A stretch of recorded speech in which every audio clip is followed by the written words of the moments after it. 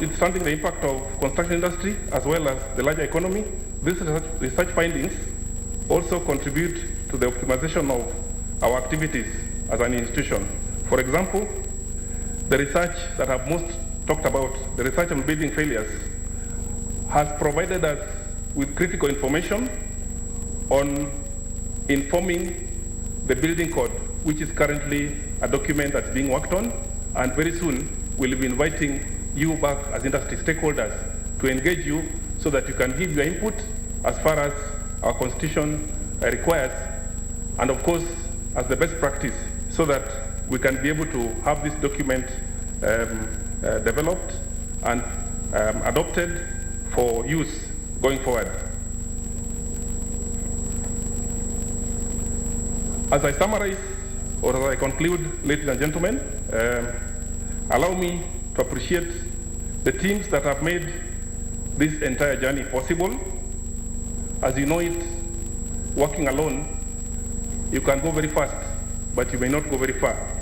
But working together collaboratively, you were able to do so much. So there are some specific mentions I would want to cite as I give them special thanks. One is our PS, the Principal Secretary, who has supported us immensely in our course of our duty in terms of giving direction, policy, and guidance. The board, led by our chairman, Kios Gaido, in terms of also giving us the leadership and oversight in terms of how we conduct these studies. I also want to mention the industry stakeholders. Specifically, I want to talk about the professional associations, the Architectural Association of Kenya, who have really supported us in terms of working together, providing input from time to time, and even nominating participants or members to be with us from time to time. And even in this room today, I know the president of AAK is with us, Architect Mugure Jendu. We have with us other professional associations, IEK, who have also worked along with us. That is Institution of Engineers of Kenya, in terms of supporting what we do as part of the industry stakeholder. We have Institute of Quantity Surveyors of Kenya, IQSK, who have also supported us in this regard. We have other professionals like construction project managers who have also worked along with us, and the respective sister regulatory agencies, EBK, that's Engineers Board of Kenya, BORAX, the Board of Registration of Architects and Quantity Surveyors, and then contractors associations. So these have really worked with us. And on the technical side, we've also received very good collaborative support from the universities. Specifically, we have worked very closely with the University of Nairobi, especially on some of these studies. As you know it, us, we are supposed to formulate, but work with the universities to come with a technical way of analyzing and concluding the study. We also have University of, that's JKUAT, Jomo Kenyatta University of Agriculture and Technology. We have Technical University of Kenya.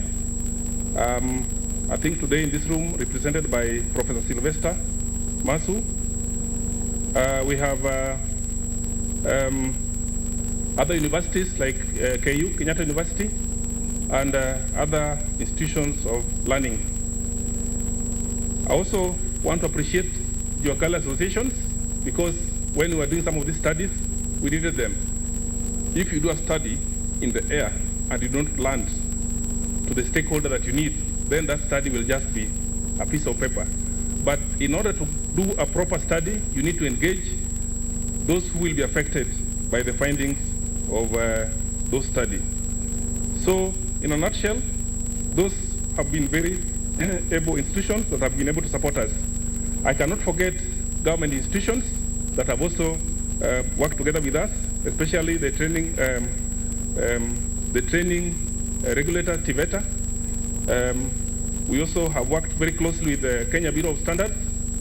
We worked very closely with the Kenya Bureau of Statistics, Kenya National Bureau of Statistics, and also National Housing Corporation. alongside the State Department of Housing, which is also a sister State Department under the same ministry where we belong, under the State Department of Public Works. Also, our close partners are NBI, whom we work with very closely. That's National Building Inspectorate, which is a department under State Department of Housing. We work also very closely as far as this is concerned. But remember, every industry, construction industry player has also worked with us. So in case I haven't mentioned, please, you are part of us.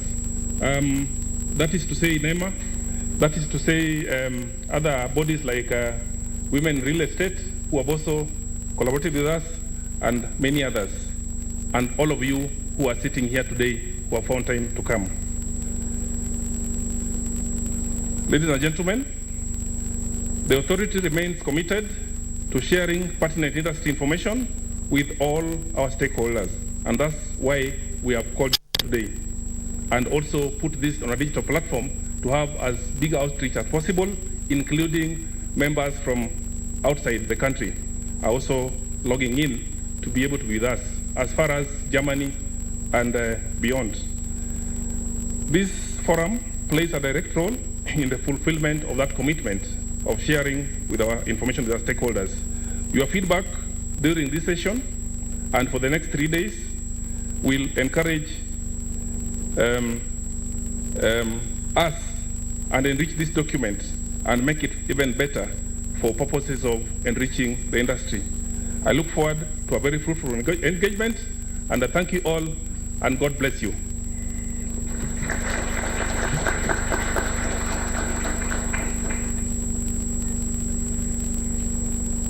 Bwana PS, Chair, board members, distinguished guests, ladies and gentlemen, it's my humble duty at this juncture to invite the chairperson of the Board of National Construction Authority, QS David Mwangi Gaido, to come and share his remarks with the distinguished audience. Karibu Bwana Chair. Round of applause, please.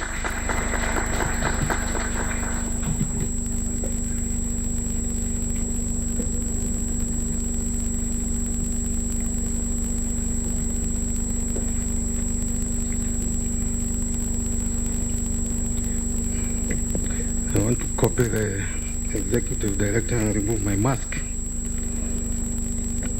so that you can hear me better. Our chief guest, the PS for Public Works, you are most welcome. Our board members of NCA, I can see Director Veru Gadesha. Any other board member? Our Professor Bulitia is here. Most welcome. Our Executive Director, you have seen him. Leadership of professional organizations, academia, distinguished guests, ladies and gentlemen, good morning. I would also like to wish you a very happy new year. We haven't met with most of you, including board members, as most of our meetings have become virtual. So we are here about research dissemination. The ED has given a full detail of why we are here. Mine will just be a recap because there is no need of repeating what he has said. There is so much we can research on, but as NCA or any other government organization, we may not have the funds. So what we are presenting this week is what was identified as our priority areas due to limited resources, and I want to appreciate the resource persons from yesterday all the way to the end of the week, and it was very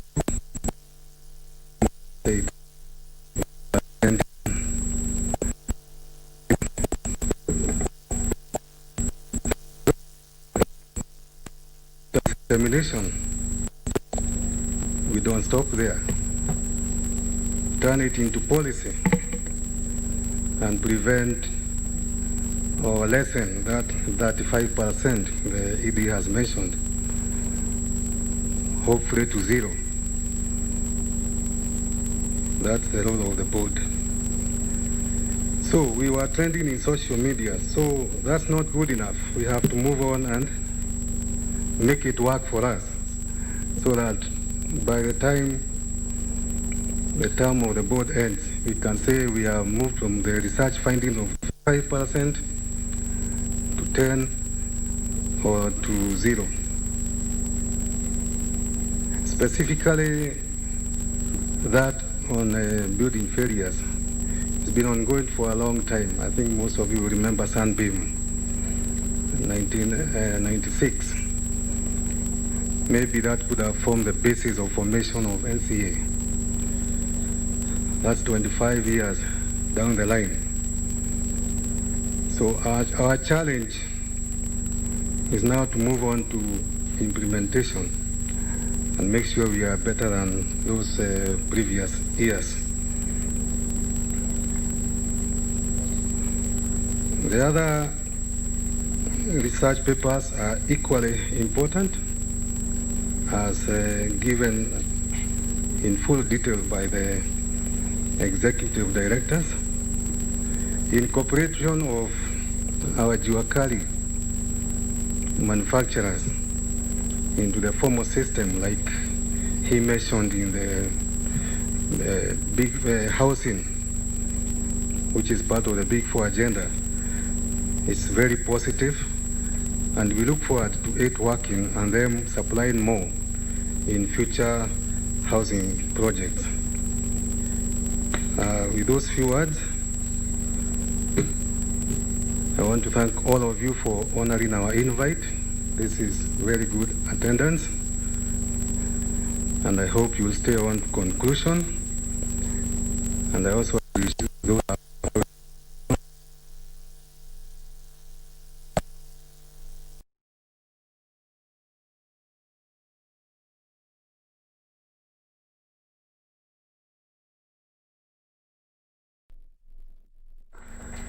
I would now like to invite our chief guest to give his remarks and officially open the research dissemination program. Thank you.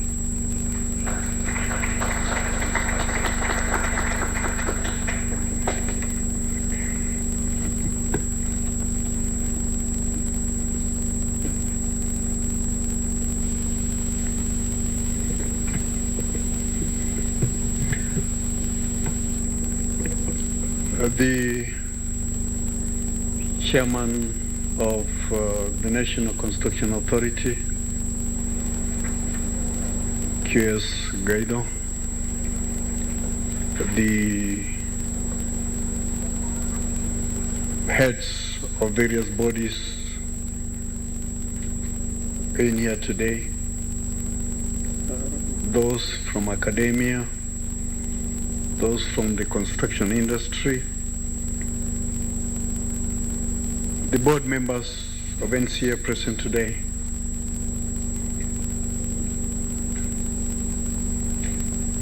the staff of NCA, I stand before you humbled to address you on this subject, the research which the authority has undertaken concerning the construction industry.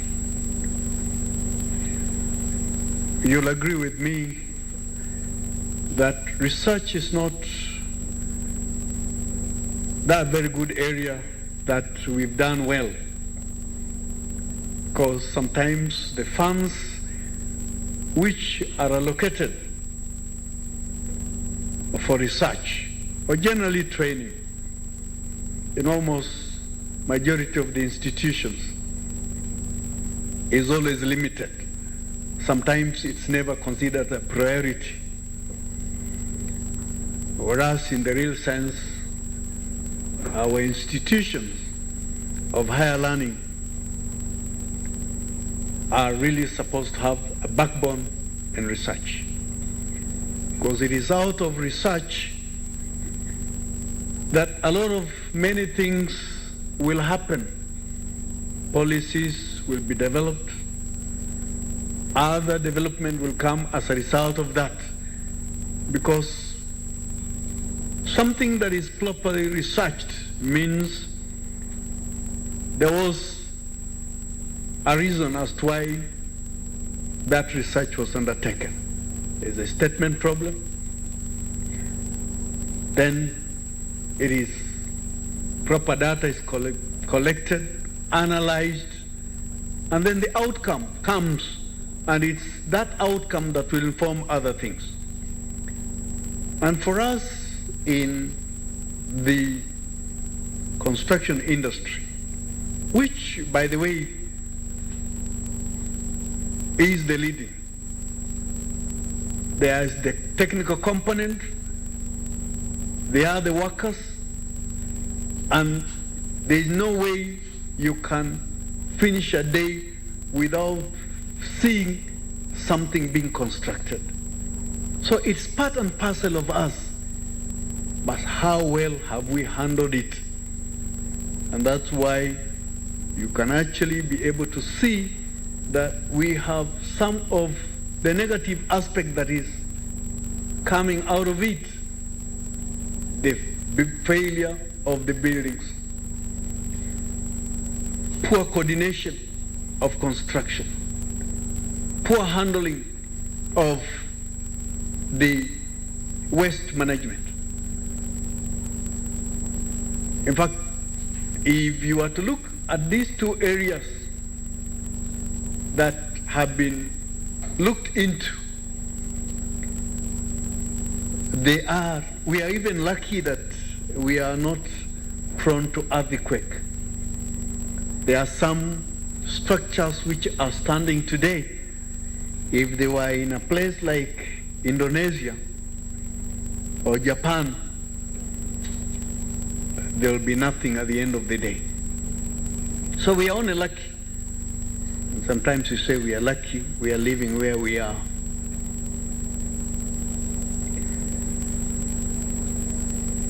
The construction industry forms quite a bulk of the development of a country. Our country is lucky enough, is one of those developing countries on the continent where construction is really very vibrant. And I want to commend the technical officers in those areas, the construction industry, whether you're talking about structural, whether you're talking about dam building, whether you're talking about houses building, all these things, they are really live. And we need to closely look at how then do we. Good number of researches have been done, and a good number of them are lying with the dust overflowing onto them. How then are we going to improve? How are we going to ensure that the research that has been undertaken is going to benefit? How is it going to be disseminated so that it is going to be exposed to almost all those people who are supposed to do it? The building failures in this country is a reality. We have today structures which do not meet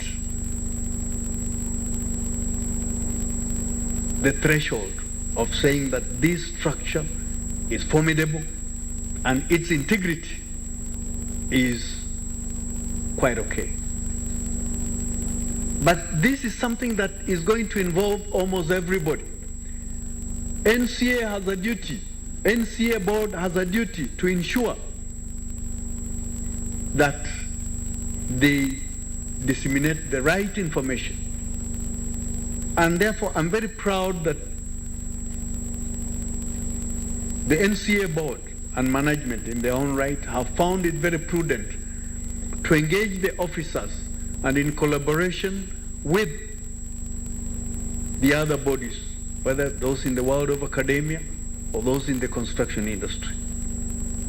I think this has progressed on very well until we have reached a moment whereby NCA has got something to disseminate, and that's why they are privileged the next 3 days to be able to convey the 3 or 4 researches that they have been able to do. On the side of sustainability of the West, it is a challenge. It is a challenge for sure.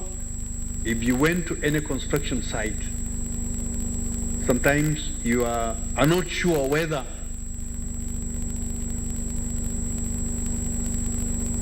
there are some measures that have been put in place to ensure that we can be able to sustain.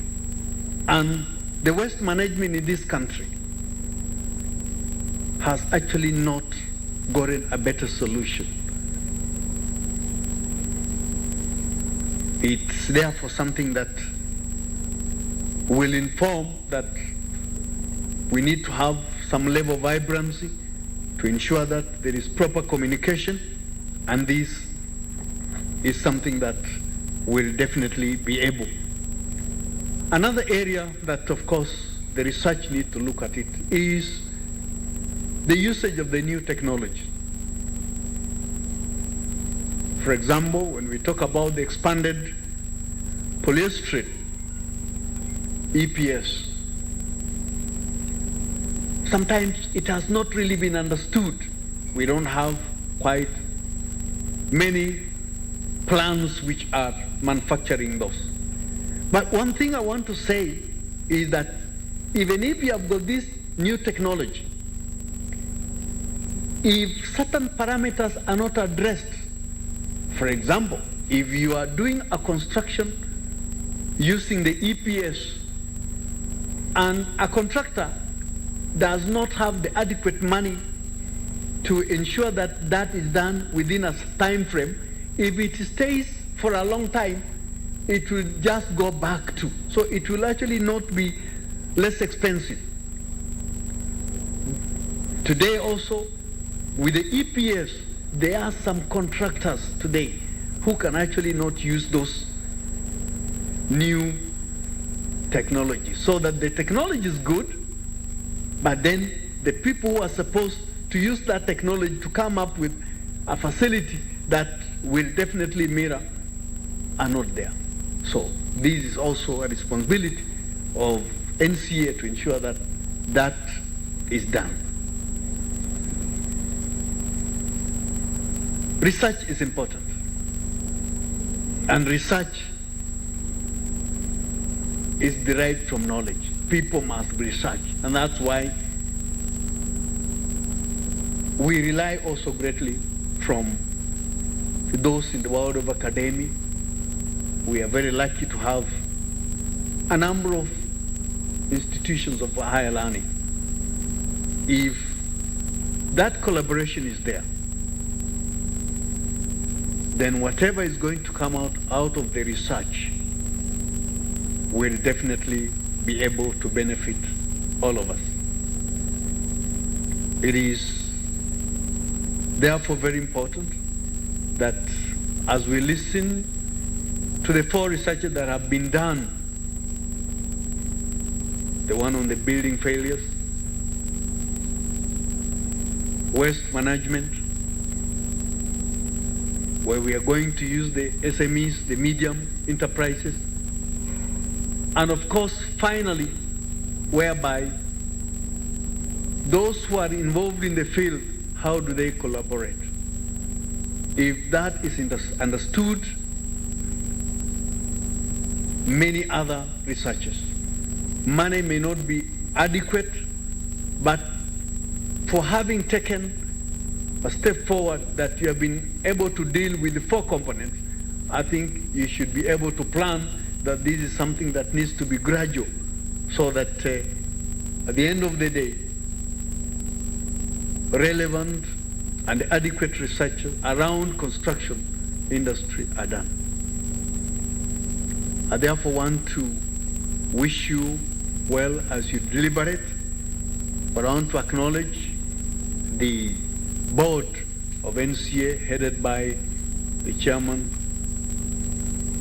Q.S. Guaido, with the members, with his members, and of course the executive director who is heading the management.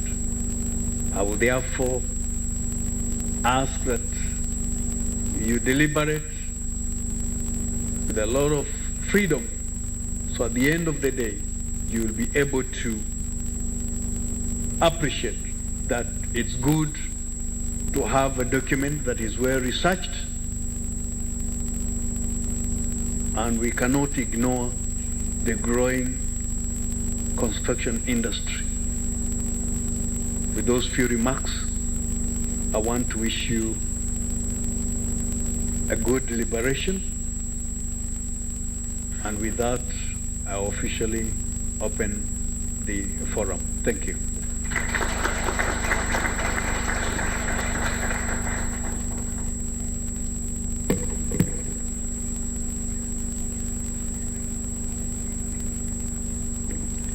Thank you very much, Bwana PS, our chairman and Bwana PS, executive director, our chairman and also the executive director, for those very good remarks. I don't know whether Paul Kariuki is around. Paul, have I seen Paul Kariuki? Yeah, just make your way here, Paul. The reason I'm calling Paul, we have also done an in-house research, and we have realized Paul is our best person when it comes to appreciating those who do well. So he also happens to be our manager for human resource, and possibly that is why he likes appreciating people. So we'd like to ask Paul to guide us on how to appreciate our peers. Karibu, Paul.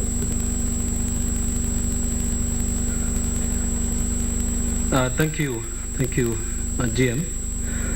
I want to request that we all stand. Let's be upstanding, so that we can appreciate the permanent secretary, the chairman, and the executive director of the National Construction Authority for their remarks. And because we have a lot of people in academia, and we were taken through what we used to call the factorial, we are going to take that direction of the factorial. At NCA we have many ways of doing it, but because of this special forum for disseminating research findings, we are going to do the factorial way. So we are going to club as follows, because we are going to do 7 factorial, and it will be in a descending order. In other words, we are going to do 7, we are going to do 6, 5, 4, 3, 2, 1. So let's go. Let's because I'm leading, I want to show you how we are going to do it. So let's go. 1, 2, 3.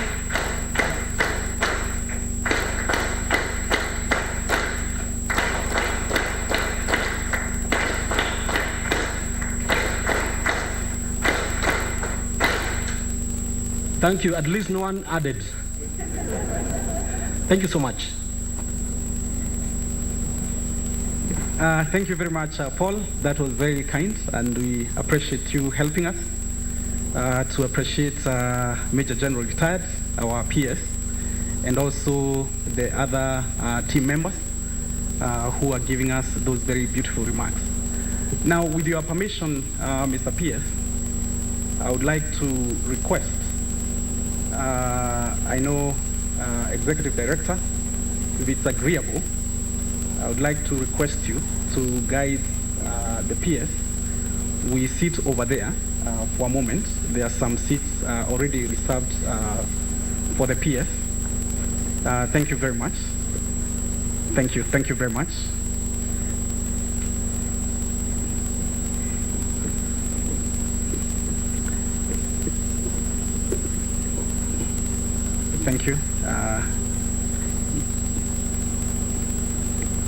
Thank you. Thank you very much for that. The reason for that is that would like to request you, Mr. P.S., to sit back for a few moments so that we can present the study of today. Today we are focusing on Jua Kali, what we are calling the small and medium enterprises and their involvement when it comes to delivering the big four agenda of the government. NCA has been in the forefront when it comes to this thematic research area. There's a lot of work we have done supported by the PS and also working very closely with the State Department of Housing and Urban Development. And NCA has been coordinating the other government agencies that are responsible in ensuring that the Jua Kali players are actually involved in the delivery of the affordable housing. Our main task here is to help in standardization of the various components that goes into construction. For example, the issues of doors, fixtures, basically, or fittings. And we've been able to work closely with one Jua Kali association, Gomaka. And they have benefited from one of the projects that the government has delivered under the Big Four agenda. And at this point, I would like to invite a panel that will be helping us to discuss this area and what our findings are and where the government policy should actually be directed and what should be the areas of practice in terms of implications for practice. I would like to invite Daktari Jason Mochache, kindly. Asante sana, Daktari. Daktari will be our moderator for a short session. So, Daktari, you can have your seat here. Then the other players in this thematic area will be Dr. Christopher Mbada. You can just raise up your hand. Asante sana, Daktari. That's my professor, my former teacher. We have Mr. Tom Magara, who is greatly involved from the Executive Office of the President in terms of researching in this thematic area, working very closely with NCA. Tom, you can raise up your hand for the PS to see you. Thank you very much. We have Architect Charles Kamau. I don't know Charles. Yeah, Charles has been involved in the Gara project greatly. So he'll be one of the discussants. He'll be telling us how we are involving the MSMEs, especially the Jua Kali. And lastly, we have Daktari, we have Daktari Kamau Gashege. Daktari Kamau Gashege. He's actually the entrepreneur behind the Gearbox. We all know Gearbox in Kenya. They are actually working towards incubating and accelerating MSMEs. In this area of Jua Kali. And lastly, we have Daktari Dominic Omboto. Daktari Omboto, he'll also be another discussant. So, Mr. PS, those will be our discussants for this thematic area on Jua Kali involvement in the delivery of the Big Four agenda and specifically the housing. But I would like to first invite our Assistant Manager, Chris Hahoya, to come and make a short presentation, after which then I'll invite Daktari to coordinate the next session where we'll have the panel discussion. Karibu sana, Chris.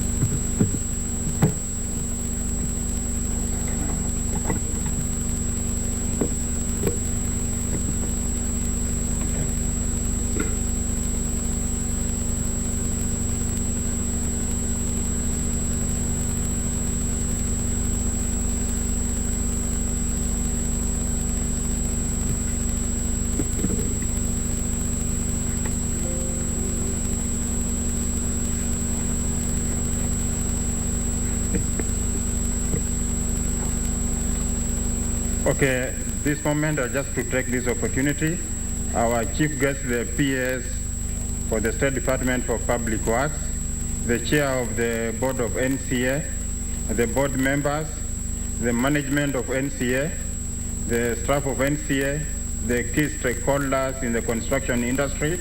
I'd just like now to welcome you through the presentation. I'll be going through the highlights of the research on the involvement of micro, small and medium enterprises in the construction industry in Kenya.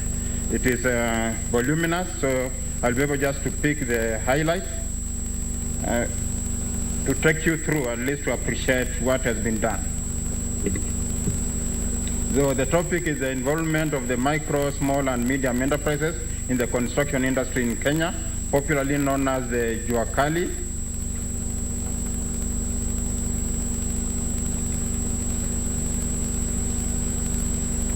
Okay, the content, the outline will take you through the introduction, then the factors affecting productivity and international best practice in regard to MSME. Thirdly, the current policy, legal and institutional framework for MSME in Kenya. Take you through the fourth is the research methodology, the findings and analysis, and the recommendations. So the introduction part of it is that this basis of this is a economic blueprint for the country, the Kenya Vision 2030. It identifies this sector as a key sector that needs to be supported so that they can contribute effectively to the growth and development of the country, to a developed economy. So the MSMC are very critical in the achievement of the Kenya Vision 2030. So it's a priority for the government of Kenya. And also on the realization that when you enhance the contribution to the GDP, it will be very important for the country because the nature of the MSME that is they create a lot of employment opportunities that. And then recently in 2017, the current government came up with the Big Four agenda. The priority areas is, among the priority areas is housing and manufacturing. And they identified the MSMEs as very key players in this sector to contribute towards that.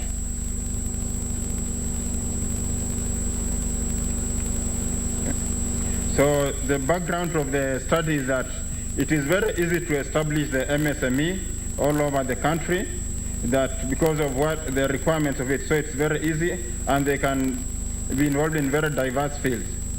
And also what informs this is also the success in developed economies. I'll pick the case of Europe, especially German, is a best example of where the MSME have been effectively involved and they contribute a lot to the GDP of that country. And also now the importance of the MSME in Kenya is that over the years they have been recognized for their role in the provision of goods and services and enhancing competition, fostering innovation and generating employment and alleviating poverty across the country, both urban and rural. Okay, the problem statement, the highlight of it is that in Kenya, the MSMEs account for the 80% of all enterprises in Kenya, and they offer employment to a majority of the unskilled, semi-skilled, and skilled individuals. The contribution to the GDP, as in the Kenya National Bureau of Statistics survey in 2016 was 33%, this contribution. Whereas when you look at that, it's employing about 80%. The figure is 15 million people are involved in this sector. So that is very key area. That's why the government prioritizes that. So in the construction industry in Kenya, MSMEs are involved in supplying construction materials and other components. They have also been identified as key drivers in the implementation of the Big Four agenda, affordable housing and manufacturing, which was rolled out by the government in 2017. Despite all this, they are documented meaning and success of the enterprises.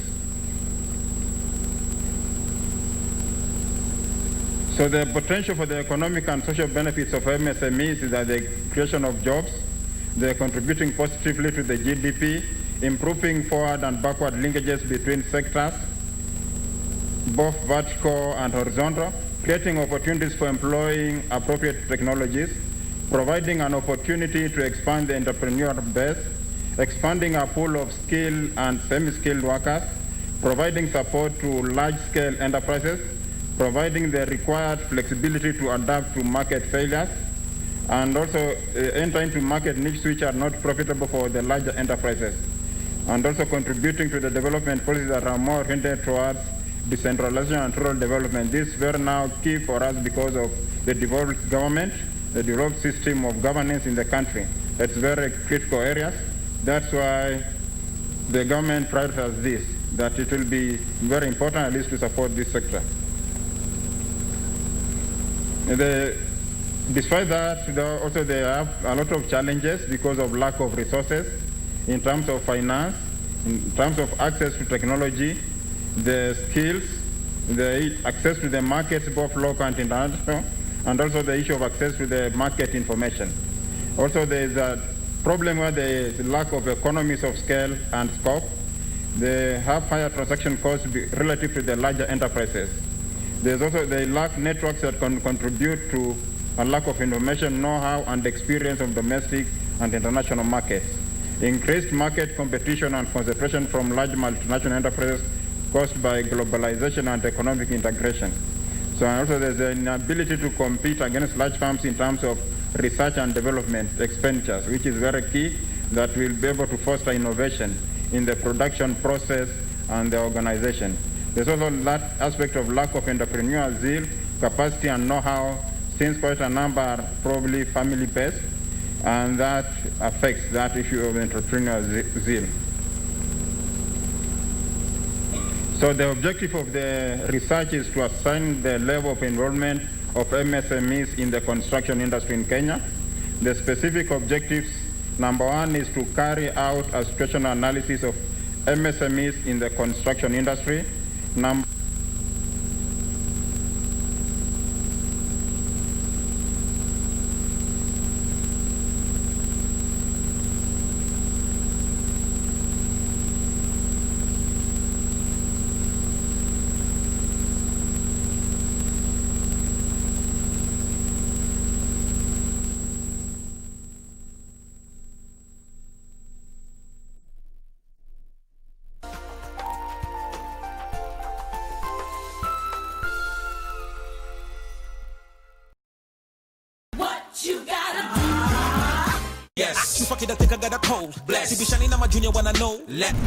Guys, we are having a lead show lined up for you. Onoisi will be on.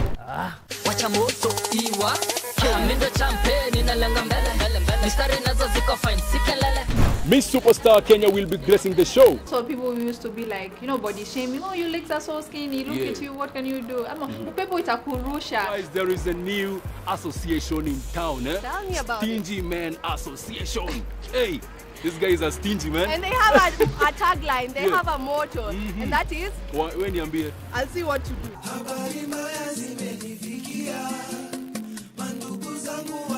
10 p.m. release, baby.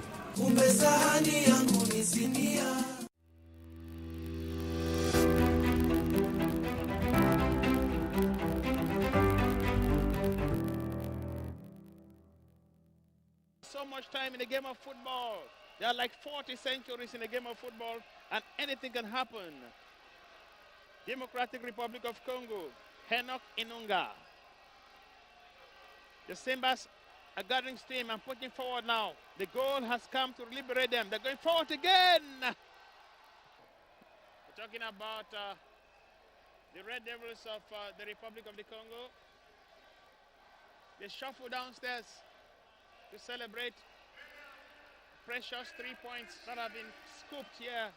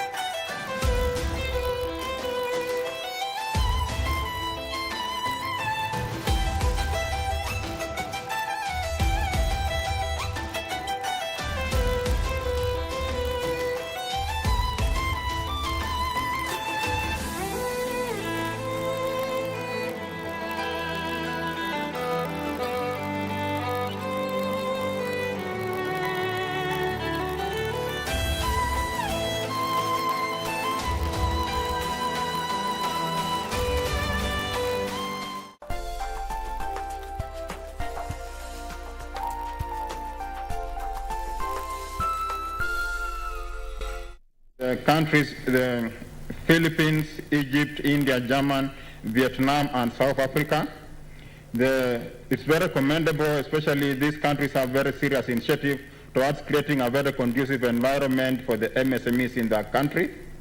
And there are common challenges. I may not go through them. They mirror the challenges which I mentioned earlier. So they are faced a lot of challenges, but they have a way of, the best way of trying to deal with them. The best example, the best is Germany. And now they have created a very conducive environment for the MSME to operate. Another case is India. The MSME are contributing immensely, given if you look at also India, the population, they prioritize this MSME to be supported through very many institutions to support them, to access finance, to access markets, all that.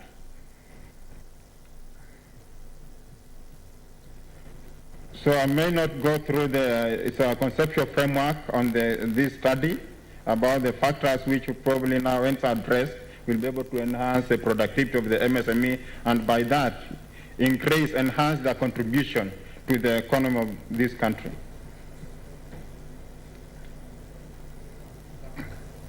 So I just highlight the current policy, legal, and institutional framework for MSMEs.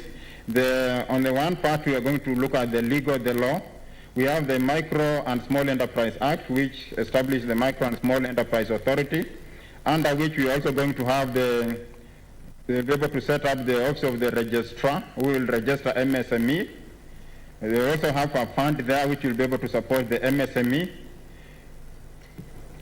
and also register them and issue them with certificates of registration. We have the Cooperative Society Act. Cooperatives are very critical because when we went out to the field, some of them are organized in form of cooperatives. We have also the aspect of business registration, which will also be very key under the legal. On the aspect of the institutional, we have the MCA Authority, we have KIE, we have National Industrial Training Authority, Kenya National Trading Corporation, Kenya Bureau of Standards, Kenya Investment Authority, and financial institutions. And these are just a few of them. There are many of them which, in one way or another, support the MSME, or they are supposed to support the MSME in the country. So the research methodology, the design was a mixed method with a combination of qualitative and quantitative data, which was collected and analyzed.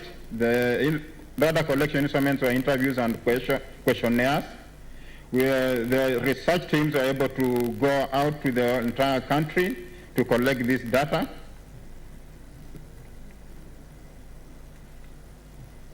So just the findings, and I'll be able just to highlight the findings. Under the gender, the demographics, the gender is male-dominated. Education and training mostly are secondary and primary. Experience, 4 years and above. On the status of the employment, most of them, 73, are self-employed, and mostly are sole proprietorships. Most of them rent their stores where they operate. Storage of goods, they have issues. They have their own storage but may not be adequate if they get bulk orders. The machinery is, you can call it elementary, most of them, from the field observations. The issue of power is there, but the issue of the reliability of the power. The transportation, they have various modes which they use. In marketing, they have some forms which they use, but they have not harnessed the aspect of technology in a big way to use in the marketing. On the issue of finance, it's a major issue, source of funding. They mostly use their own personal savings, and 70% and also 23% to sustain the business. So the issue of the finance is a very critical issue. I may not go through the details. The current financial environment, or now because of the issue, mainly because of collateral, they don't have that. So there should be innovative ways to support them to access funding to support their capital and operational expenses. On the issue of materials, majority of the respondents use either metal or wood. Types of skill required is fabrication, fitting, and we have also the factors which will affect the design of the products, because specification from the clients, availability of raw materials, availability of machinery and equipment. Most of them are aware of KEBS, but they are not satisfying the product. And factors which affect the quality of the product depends mostly on the personnel.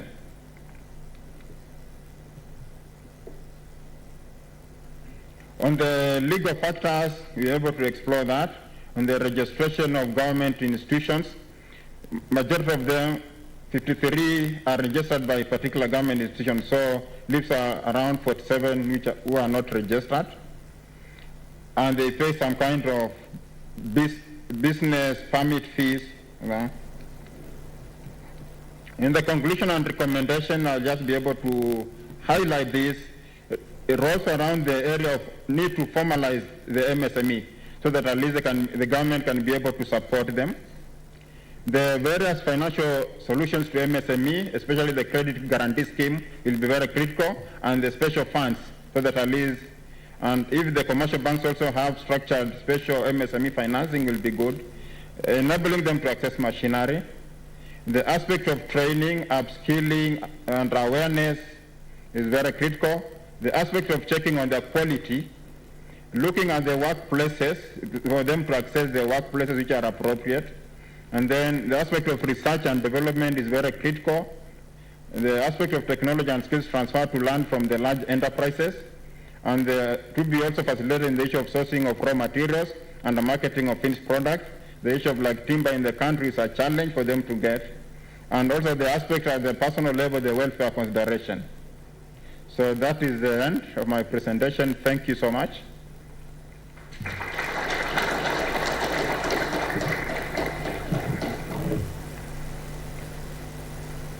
Thank you very much, Chris Kahoya, our presenter, for that very important topic. P.S., ladies and gentlemen, what Chris may not have told us is that the summary presentation here is actually captured in a voluminous booklet. It's a lot of information that has been provided on this subject, and we find it very important because this is actually an agenda that has been delegated to NCA for us to make sure that we synthesize the issues around the involvement of MSMEs to ensure they are actively involved in the construction industry.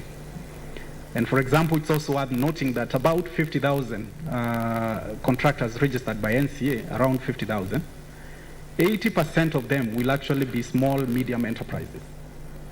And these are the people who are collaborating with these Juakalis. They'll be at NCA 8, NCA 7, 6, and on the higher side, maybe NCA 5. And these are the people we are trying to support, and we are very happy when we see our policymakers are present here, represented by our peers, so that we can try and synthesize some of the solutions that are required in this area.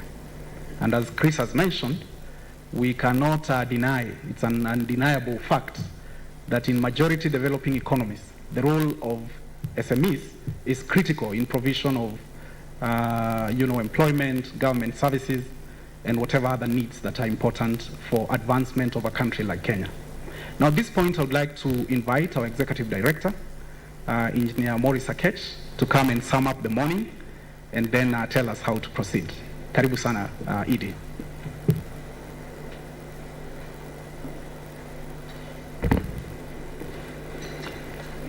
Thank you, our Master of Ceremony, QS David Matu, and thank you, our Chief Guest, the PS, Public Works. Thank you, our Chairman or Chairperson of the Board. Thank you, Board members, management and staff of NCA. Thank you, all invited guests, our stakeholders, professional colleagues, leaders in the professional association, contractors, and everyone, even those who are following us online. At this juncture, we've taken ourselves through the opening ceremony, the remarks, and where the rubber meets the road for today's discussion, which is a study on involvement of medium, small enterprise in the construction industry. And I know we are now expecting to hear the softer parts led by our facilitator and conducted by our discussants Before we get there, it will be good to boost up our energies so that at least when we come back, we are more energized, ready to listen, contribute, because this discussion will require that you listen, ask questions as they make the contributions so that we sum it up from there. I can assure you that discussion will be what will be filling up any other questions in our minds, so that back home, or in the office as we call it, we'll be now putting it into perspective, which will again release to the industry for consumption and for better use in various aspects. So in that regard, I want to request all of us to go for a short break of 15 minutes, a quarter of an hour. That's actually quite some time. I know this break is for those who are here physically and those who are also following us online, and we'll have the break out there, and 15 minutes later, let's come back. That will be 10:50, sorry, so that we start the discussion. So those who are already invited as discussant and facilitator, please at 10 minutes to 11, let's gather back, plus all the stakeholders. Online followers, please join us exactly 15 minutes from now so that we can continue. Thank you very much, and have a great morning.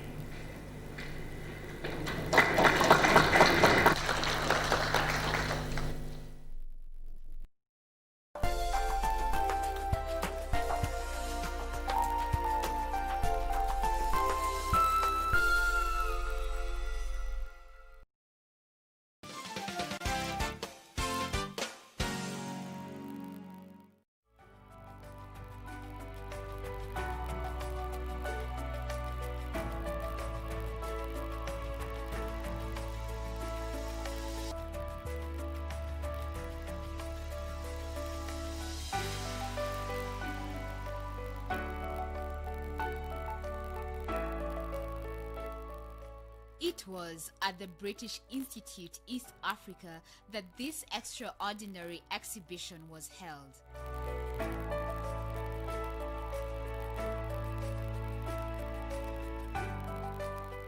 Remains, Waste, and Metonymy offers critical scrutiny to the assumed finality, stability, and comfort of objects, persons, and landscapes.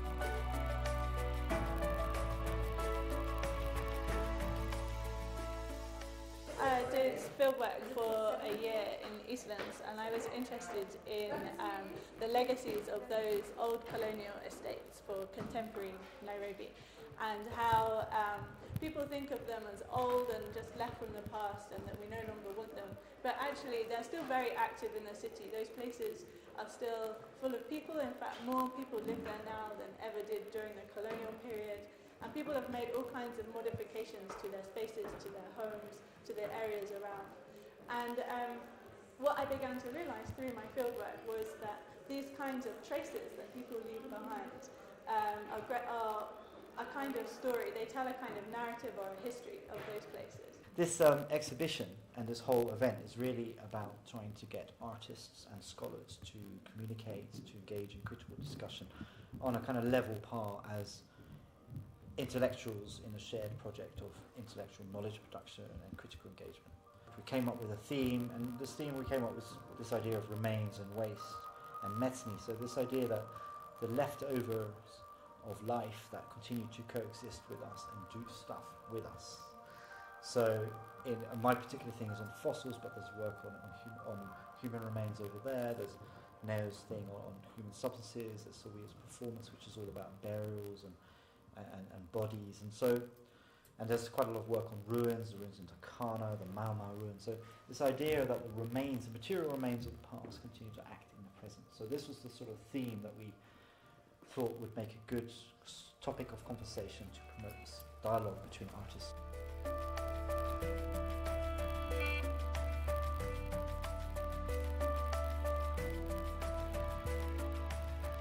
The first thing I saw was the pictures in Kalokol. Now, Kalokol is in Turkana, I think central Turkana, and I just happened to be in Turkana 2 weeks ago, and Turkana is beautiful.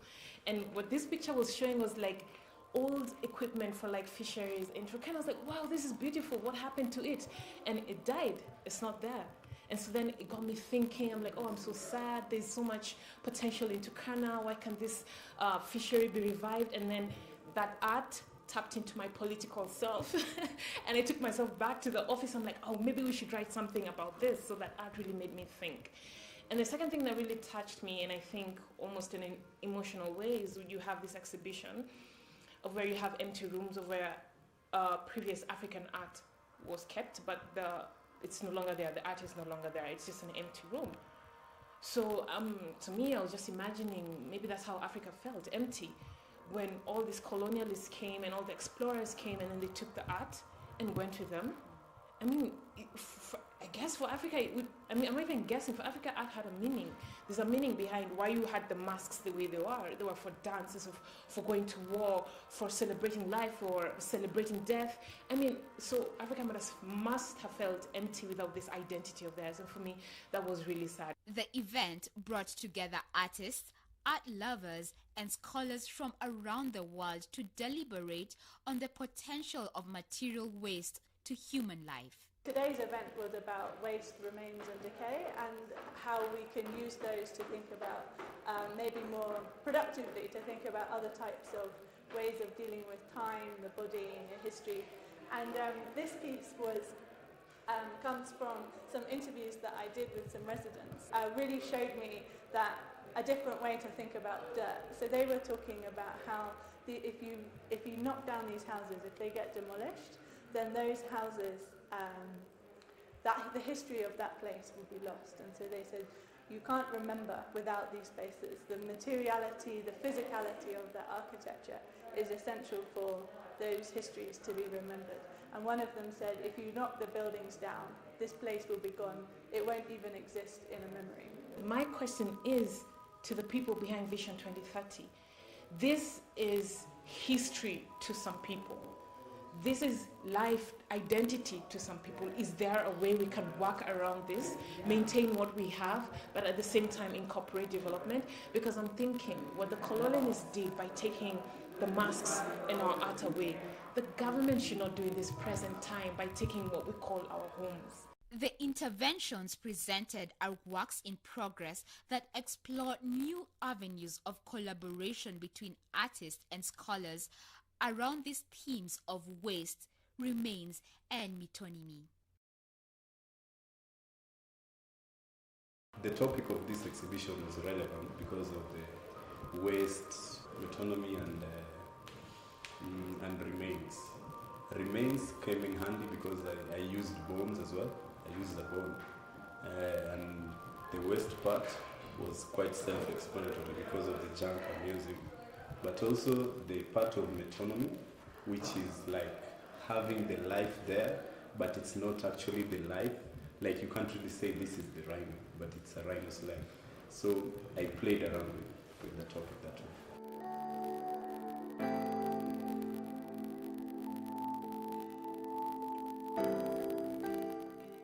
Knowing that the fossil this castle is made on is 4 million years old. The fossil this one's made of is 2 million years old. This is deep time we're talking about. This is creatures from another period that don't exist with us anymore. And even the fossil itself, this is cast, but the fossil itself is rock. And yet it carries in its form something that points to a completely other world. And yet it still exists with us. So these fossils are like in our time, but they're also beyond our time. And that's what I find fascinating about these very strange objects. The project notes that remains and waste always appear as unfinished biographies, stories and narrations that promise but rarely deliver entirely coherent meanings, bounded entities, and stable wholes.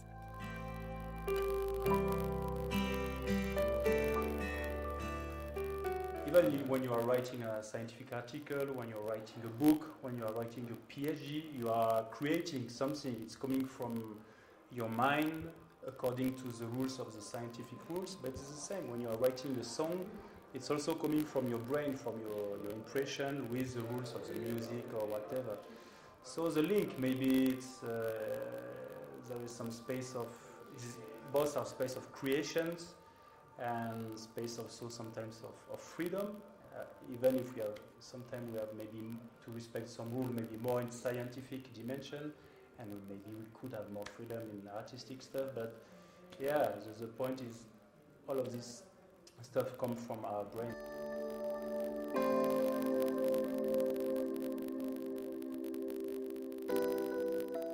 I kind of feel that the fusion between art and science is long overdue, and to see this exhibition really speaks to me a lot, because I've always felt like there's a connection there. Art and science go well hand in hand, and this just, as I say, it is long overdue.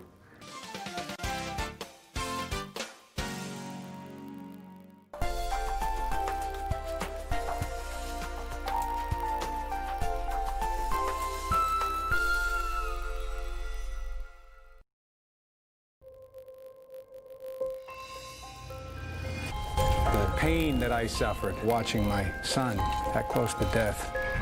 The hospital said that your son was not expected to survive. Used the word miracle.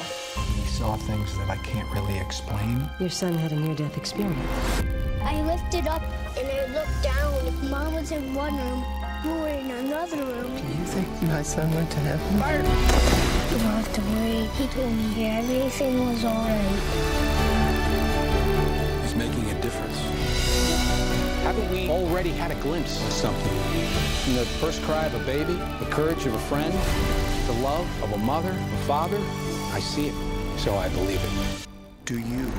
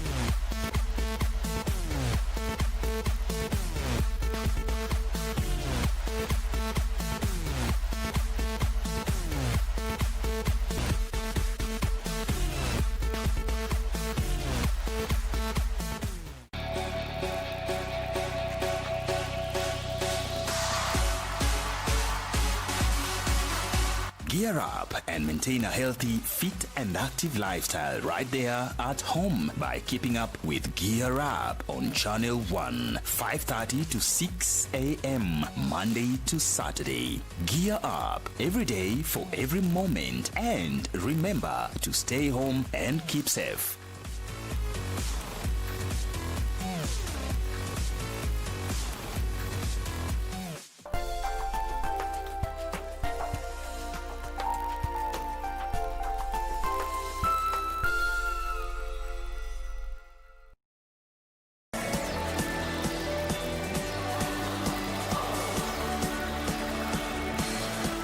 Welcome to CoverGirl Looks with Christine Kuria. Today we are at the Sovereign Suits. I love this place. It looks antique and it's going to go so well with the look that we're going for with Mercy Masika. I'm so excited. I can't wait to do her hair right now. I'm just itching because I know you guys are going to love this look.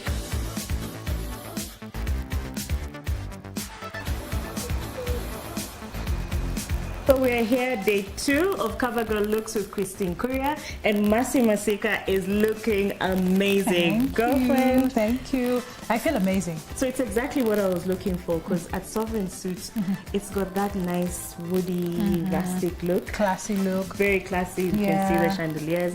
So this just looks very elegant on you. It does, the glove. So is this a look that you could rock for a red carpet event? Yeah, I think you get to know how something looks when you wear it. I'm glad that you love this look. Yeah. You look gorgeous. Thank you. It's that 60s inspired kind of look. We give you the gloves to give that extra glamour. And the hair is just, nice and wavy. Does it take you back to the 60s period there? You see, I wasn't born then. No, Okay, the pictures. Yes, it does. Nice. So looking forward to the next look then, hey? All right. Here is where we wanted to give her a very royal, still very cover girl, still very cute, still very red carpet kind of feel. And that's what we did. We had a good setup of lighting for her because it's a little bit dark because of the wood, but it did well. She had beautiful outfits today. We did about 3-4 outfits. And one of my favorite outfits was laced gray with red. And why I like that is actually, first, it was a little bit matte, and two, the location I had placed her. And right behind her, it was a staircase going all the way down with a lot of wood hand carved, and a really nice table on the side that I liked. And that setup really made me very excited, and she looked brilliant. She pulled off very well. The beauty faces she gave me, the eye structure she gave me was good. Definitely I would like to shoot Mercy Masika again. I went to Mercy and I was like, yo, Mercy, we need to give you a new look, a brand new look. And she was like, okay, I'm game. She's very easy, an amazing person. Zafarani, he's an amazing guy, full of energy, and he was like, you know what, Baba, we need to do this thing. Call Mercy, let's set it up. When is the date? And I was like, okay, 2 years after. Let's go and look for Christine. Actually, now, when I talked to Christine about Mercy Masika, she was like, oh my God, I've been meaning to meet her and also, talk to her about 1, 2, 3 things about style and, come up with a few cool looks. And my best look today was the pink dress. Oh my God, Mercy looked like a doll. Hey, looking forward to more cover girl looks with Christine Kuria.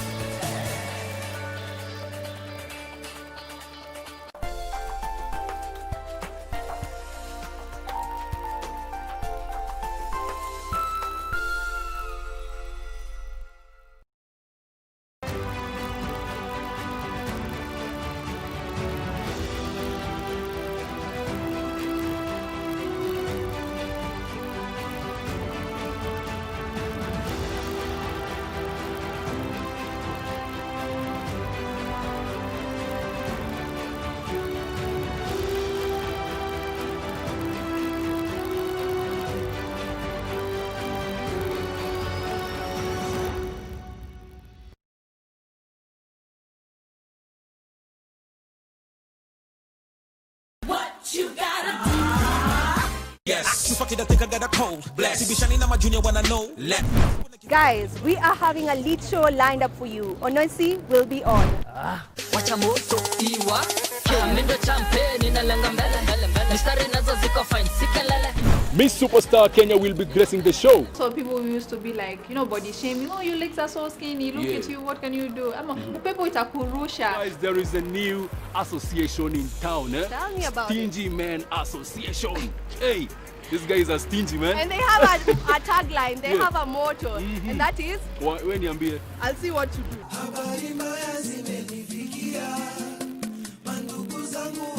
10 p.m. baby.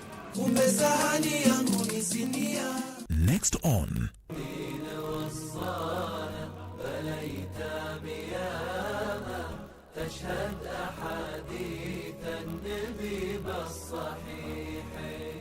Ina maana Allah subhanahu wa ta'ala ametupa fursa usiku na mchana, ako tayari kutusamea, ingawa sisi hatujajitolea kufanya hiyo tauba ama kurudi kwa Allah subhanahu wa ta'ala kwa msamaha ili tupate hiyo msamaha.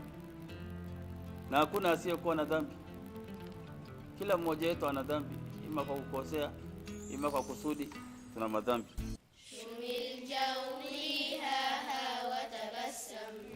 I strongly feel love, and I have no doubt, and I sing it loud.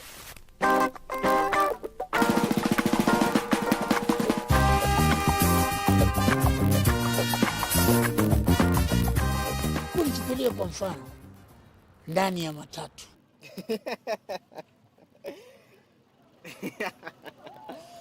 Unajua Saturday yaandikangu hivyo. Ni nini wewe? Yaani mtu mzima na miaka zake hizo miaka zote. Mtu ajui kujua kuandika note. Note tu peke yake. Kusoma kweli inasaidia. Kijana, nini nakusumbua na mimi? Nauliza ni ungwana? Don't you dare insult me, okay? Mama Angel, Don't you point dare. me. Oh, please.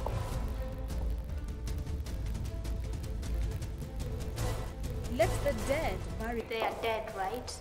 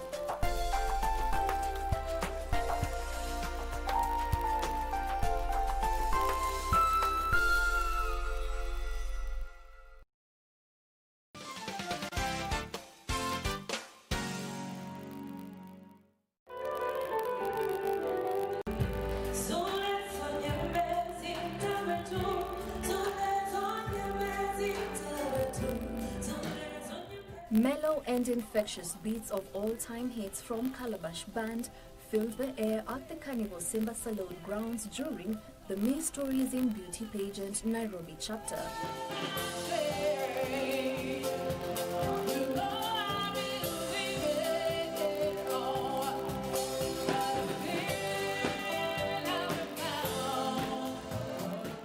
In the background, 22 enthusiastic models yearning to be crowned jostled for selfies as they prepared to set their best foot on the runway.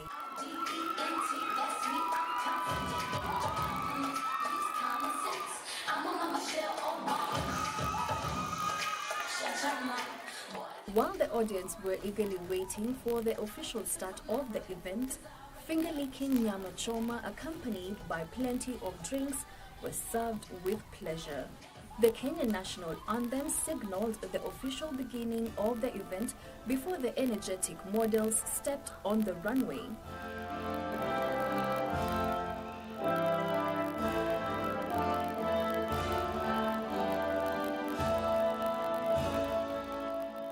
Those in attendance cheered and gave moral support to the contestants the best way they know how.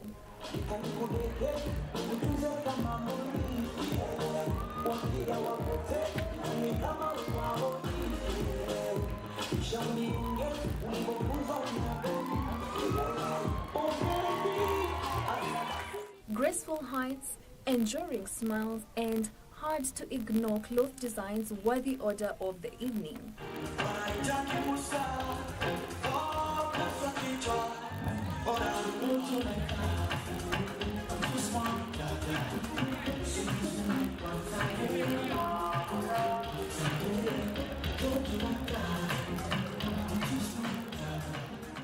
This annual event has provided young Kenyans a platform to use their modeling talents to explore the opportunities available in the fashion and tourism industry.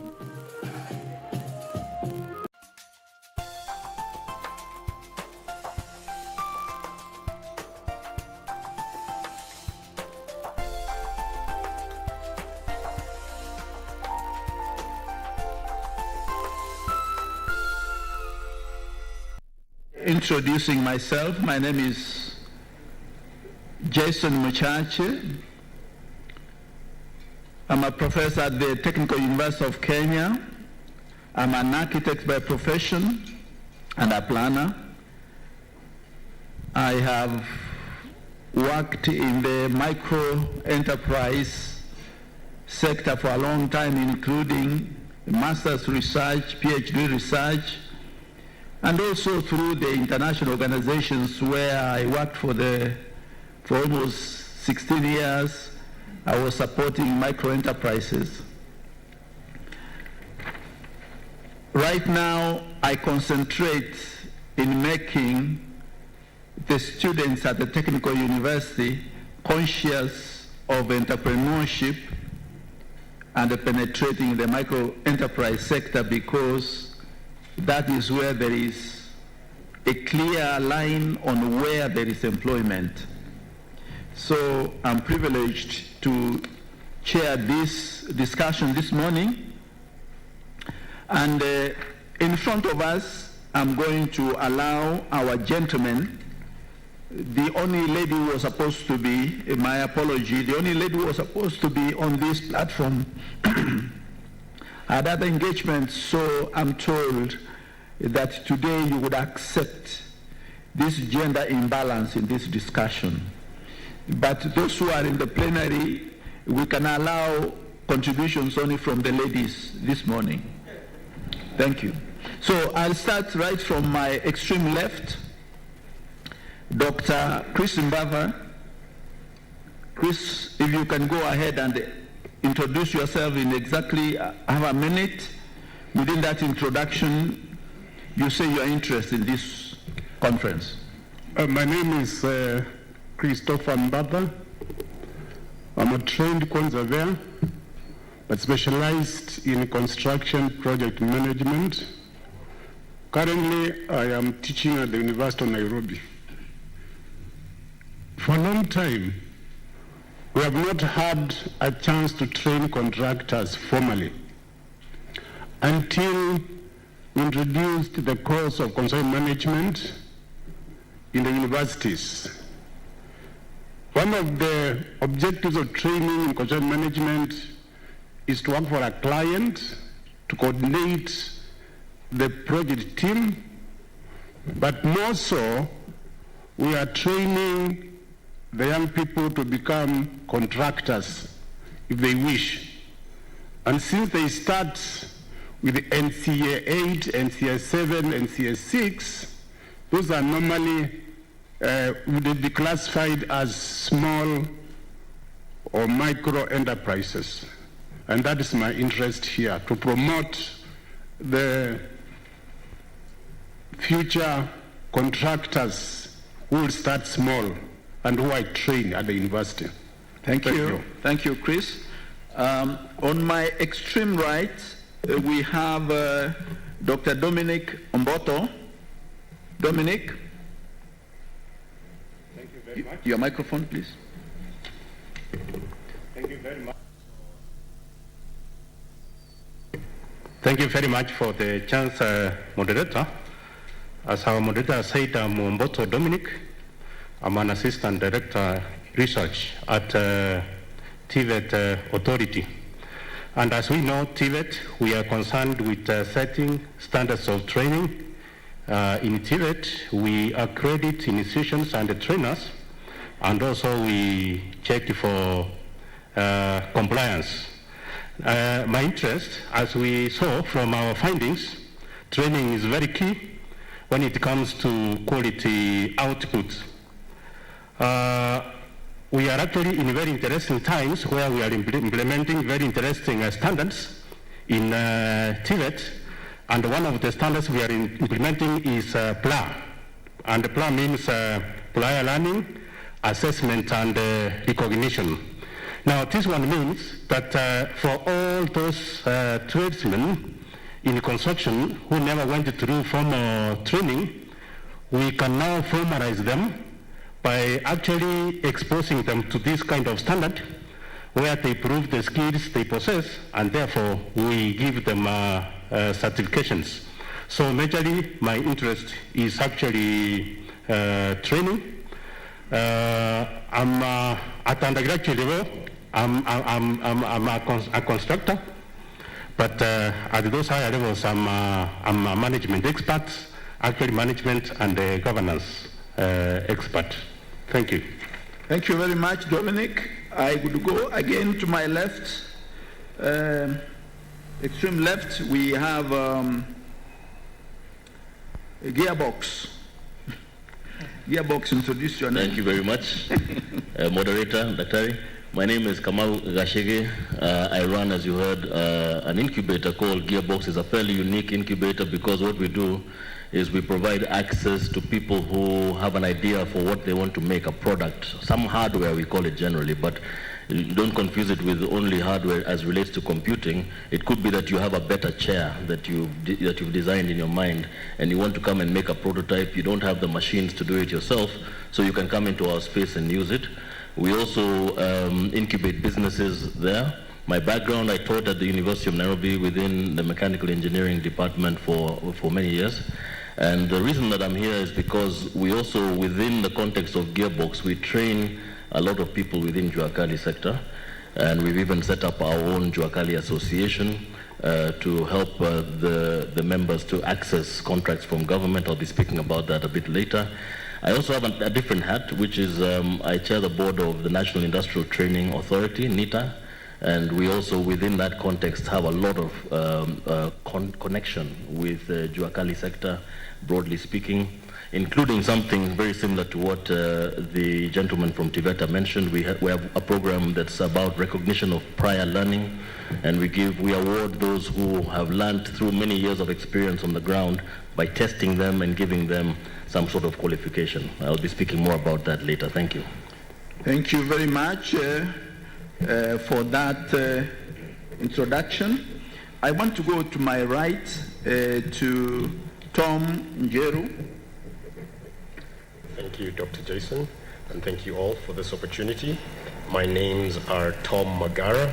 I work for a consulting firm called Genesis Analytics, where my area of focus is SME development and access to finance.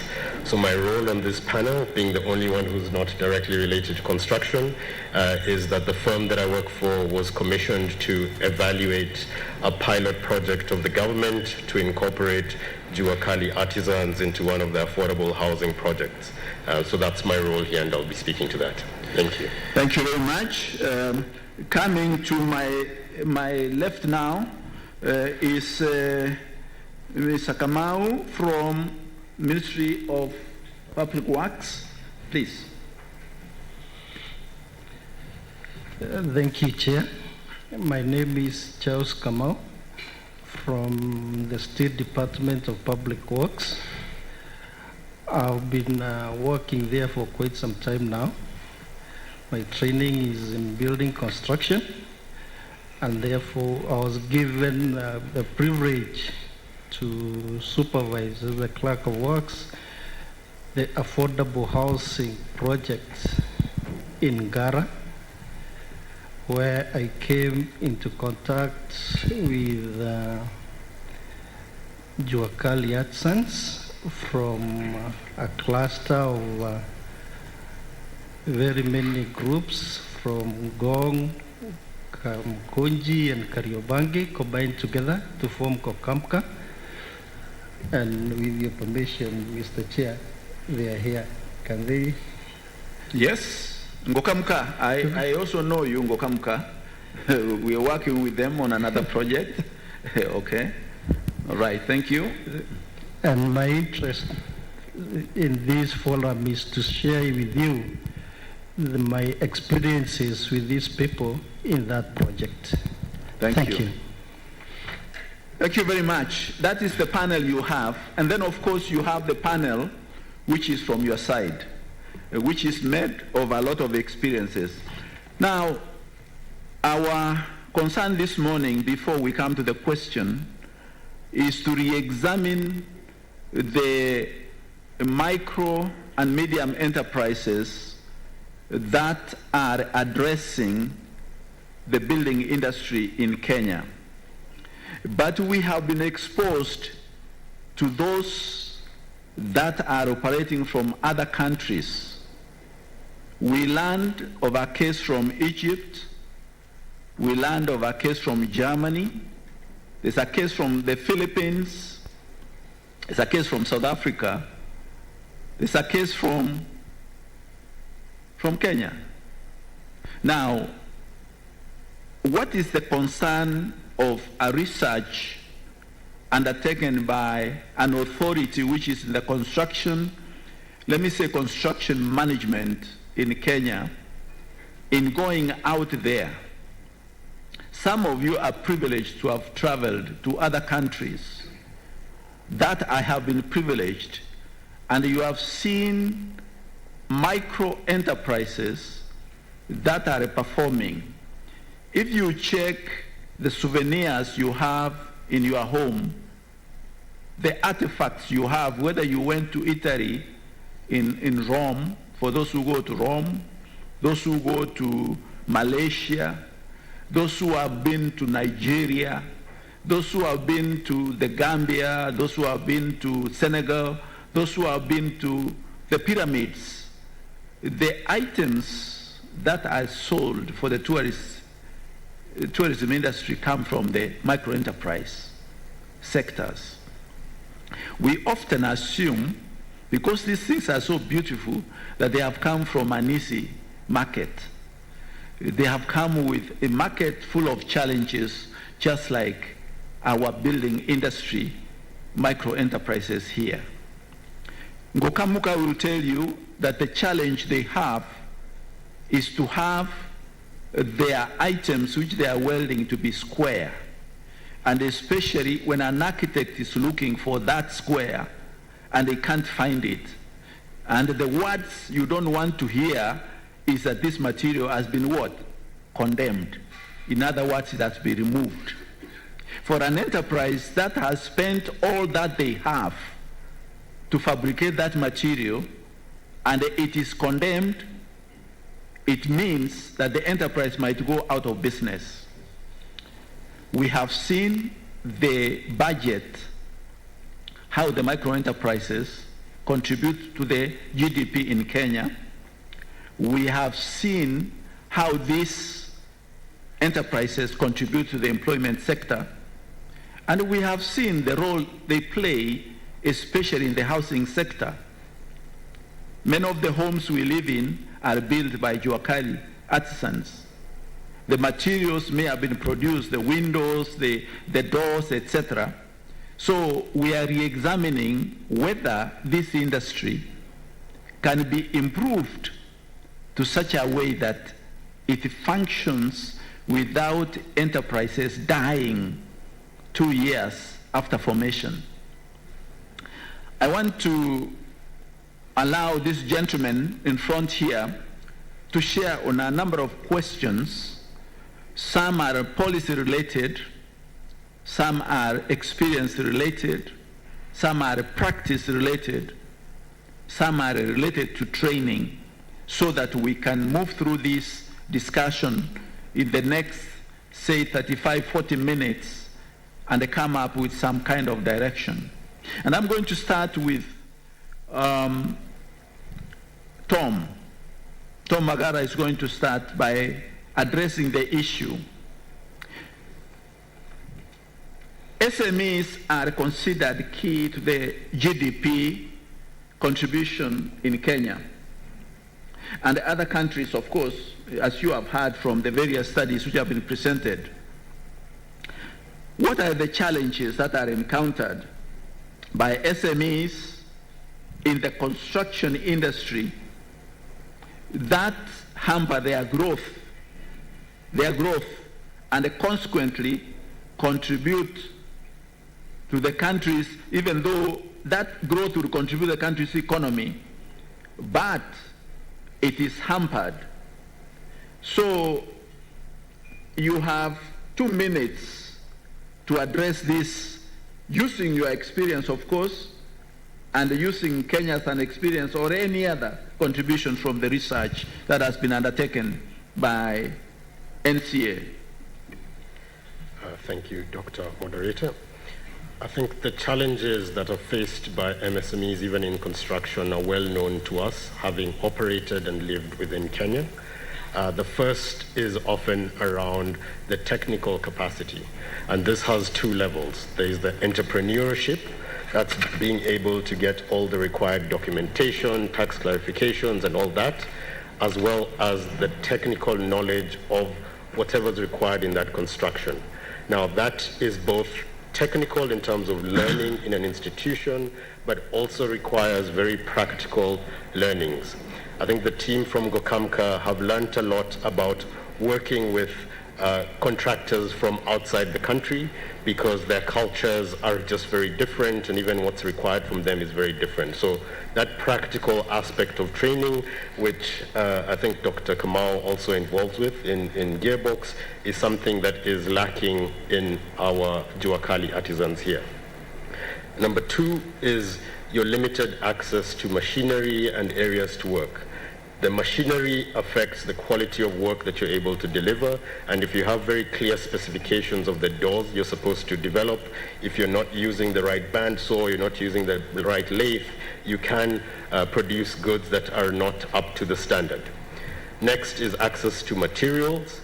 Being able to access large-scale materials that meet the standards that are required is again an issue. Being Juakali artisans, you're more, for example, used to just sourcing goods around you or materials around you, whereas you might require goods that are higher quality and are not being made locally. The fourth one is access to markets. If you're a Juakali artisan on the side of the road building your wares, it's very difficult for you to be able to meet up to larger opportunities, be it government or be it other formal private sector jobs, in which case then you're never going to be able to scale as much as you would. So having an ability to give them access to these markets is very important. Lastly is around access to finance. Now, we say access to finance a lot, and at times we don't take the time to understand what that means. So that, for starters, means that when you need that financing, that's when an SME is ready to absorb that financing. That's when the financing is needed. But then two, the form of the financing has to be suited to what you require. Are you starting up? Is it working capital? The amount of money, currency, duration of that, and also in terms of the repayment structure. So these are all key challenges faced in SMEs within the construction industry here, but I'll open it up to my fellow panelists to add anything I might have left out. Thank you. So, Chris, do you have anything to add on this area? Thank you, Moderator. In Kenya, we talk about Juakali. The English interpretation of Juakali is informal sector. And I think that informality affects the participants in that since they are defined as informal, even the operations are also informal. They make them informal. And one of the areas affected is the knowledge, the skills, the training. After all, we are informal. We are not part of the formal economy. So there's nothing wrong in doing things in any way. And that's why NCA has been involved for a long time in trying to access the 85% of our masons, carpenters, plumbers who have not been formally trained so that they can be tested and be certified as competent. And that would be the base of the competence-based training. So Chair, my contribution is that challenge of informality, that mentality, that mindset contributes a lot to the behavior of the participants in this sector. Okay, thank you very much, Chris. I just want to follow this concern that the fact that I'm informal, I would be informal in my thinking and informal in my way of doing things. In other words, I can use a hoe, the back of a hoe, as a hammer instead of looking for a hammer. And what happens to a nail when you are not hammering it in the center? It will bend. What happens to if you are making a door for a precision building like what Mr. Kamau has been addressing, 18 floors, is it? 14 floors building, and you have doors that have been hammered instead of being fixed by screws. You have a challenge. So informality, I think at the end of it all, this plenary should give us some kind of indication. How do we get out of informality in order for these enterprises to operate more effectively? I think that seems to be one of the questions. Now, we saw enterprises from India, enterprises from Egypt. We saw enterprises from Germany that are performing. They are small, but they are fairly formalized in their operations. And they have the machines. They have the machines. But they may have other challenges, like we have seen finances right across the board. Whether you are talking about Germany, you are talking about Vietnam, you are talking about Philippines, finances across the board. Each one of these enterprises have a challenge. Now,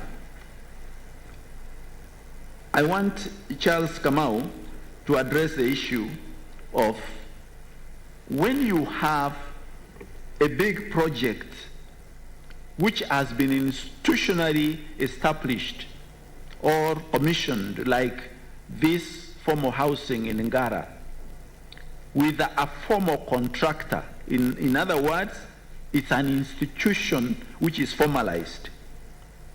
What are the challenges of a small and micro enterprise entering that company so that it can become a partner in doing business?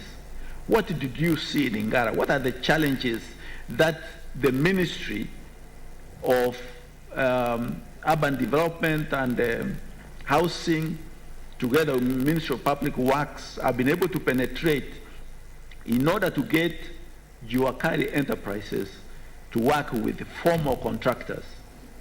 Please discuss some of those challenges, and we see whether there is a way forward. Thank you, Chair. As I worked with these people in the Gara project, we came across many challenges. One of them was, like my colleague is here right to put it, access to equipment. They lack equipment with which to work to the precision of the big company. Remember, these big companies have all the equipment that you may mention, but them, our people here, lack those advanced technological equipment that will enable them now to be able to keep up with the pace of this big contractor. They also have limited resources, financing. Yes. Sometimes it was a very big challenge where they are given, because they're given timelines by the main contractor. We want to complete this phase within 2 weeks. And for you to achieve this, you need to have supplied this number of doors. Our contract there at Gara with the Juakari people was to do all the doors in that project. And we're given the timelines now. We are told we want you to supply this number of doors by the end of next week and to start fixing them within this time. them with the little resources that are available, they are not able to keep up with that. So I found it a very big challenge because the main contractor would always at times call us even at night, because they work even at night, and tell us these people are not going to enable us complete this project within the stipulated time. So we found that a main challenge, the resources also. Then they don't have the skilled personnel. And the main challenge to this is the availability of jobs in the market. They're not able to keep qualified personnel within their establishments because they are not assured of continuous jobs in the market. So they only are able to attract the qualified personnel when they're given some job. And sometimes, due to the pressure of time, they get somebody, they say, I'm a carpenter, I'm a welder. They don't even have the time to test them. And these people come and then they are not able to produce quality work because they lack that experience. So they lack that qualified personnel. Thank you very much, Mr. Kamau. How many of you have kept a juakali fundi continuously until you finish your project?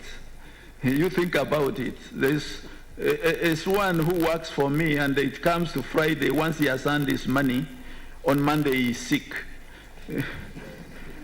He's sick because he's got a job which has got a 2-week span, and he also had only 3 days more left. So he can't keep with you, and that is correct. So the trend of having, what I wanted to know from Kamau, wouldn't these companies, these large companies, be able to advance some money to these juakalis who are making either doors or windows for them in order for them to produce the number they want without running out of money? Are they forced to be working together? Well, that one, Mr. Chair, they would. But there comes in the issue of the economics of scale. Remember, this is a big multinational, and when they are making the quotations, they have the resources, the finances, the equipment with them. But these are very small, medium enterprises who lack these resources. So the prices these people have already quoted may not be in line with what these people are going to quote. So the money that were being advanced at times would be insufficient to meet the demand. Okay. So there's also the problem of not pricing correctly from the micro enterprises. They can't quote correctly. Now, let's look at, I'm going now to Mboto. You have, Mboto, you talked about training so that you can set some standards. We have a concern here that the fundis are not trained enough. They don't understand how to cost correctly, and therefore they underquote or they overquote, and then they are thrown out of the contract. What are you doing at training level to ensure that these people who are either in the micro enterprises already or who are going to be are of a caliber they can deliver? Thank you, Moderator, for the chance. Now, we know that currently most of our tradesmen, and actually 85%, have not gone through formal training. And therefore, it means that most of our tradesmen in industry do not have theory of what they do. And actually, I know a better worker is one who has a proper mix of theory and practice. And that's why we have come up with a standard known as PRA, as I said earlier, where we shall actually subject these tradesmen to a kind of assessment where we verify whether this tradesman has an appropriate mix of theory and practice. So that now, if we are satisfied that this person has enough theory and practice of what he does, then we are able to satisfy the tradesman. And if we find that this particular tradesman has practice but no theory of what he does, then we should actually advise for more or advanced theoretical training. I know, like now, one time I had a certain mason whom I met some time back, who used to tell me that I will build an economical building for you at a very small amount. Even if 500, 600, you have your building. But then what I used to do, you see, once he has done the house, after 3 or 4 months, you could see right at the skirting down there, some holes coming up, where some insects are actually pissing and bringing soil into the floor. What does that one tell you? It tells you that cheap is actually expensive. So therefore, we need to take our tradesmen through formal training so that they are able to appreciate building principles. So ideally, therefore, we have launched already the standard, and very soon we are starting. We have developed policies for the same, and very soon we are starting the assessment. But above all, we are encouraging whoever who has interest in joining the building industry to go through formal training before advancing in that in the particular trade is actually interested in. Thank you. But how do we deal with those who have training but they don't have experience? Because I thought if you have no experience, you can't make a square square. Okay, you will answer that one later. Are there enough qualification frameworks that have been developed by TVETA for the building industry, for example? Do we have enough qualification frameworks for testing, taking through short trainings? You know, these people in Ngokamuka don't have people who are going to be at work and others are training. So you want very fast training.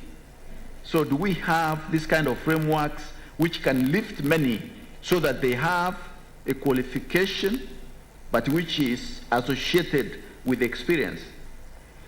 Thank you. Now, some of us, I think we know that Kenya, for many years, we have been implementing a curriculum known as knowledge-based training.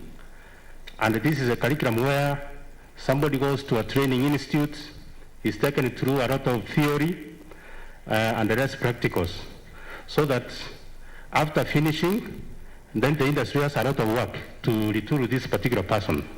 We are now moving away from that, and that's why we are actually currently implementing competence-based training.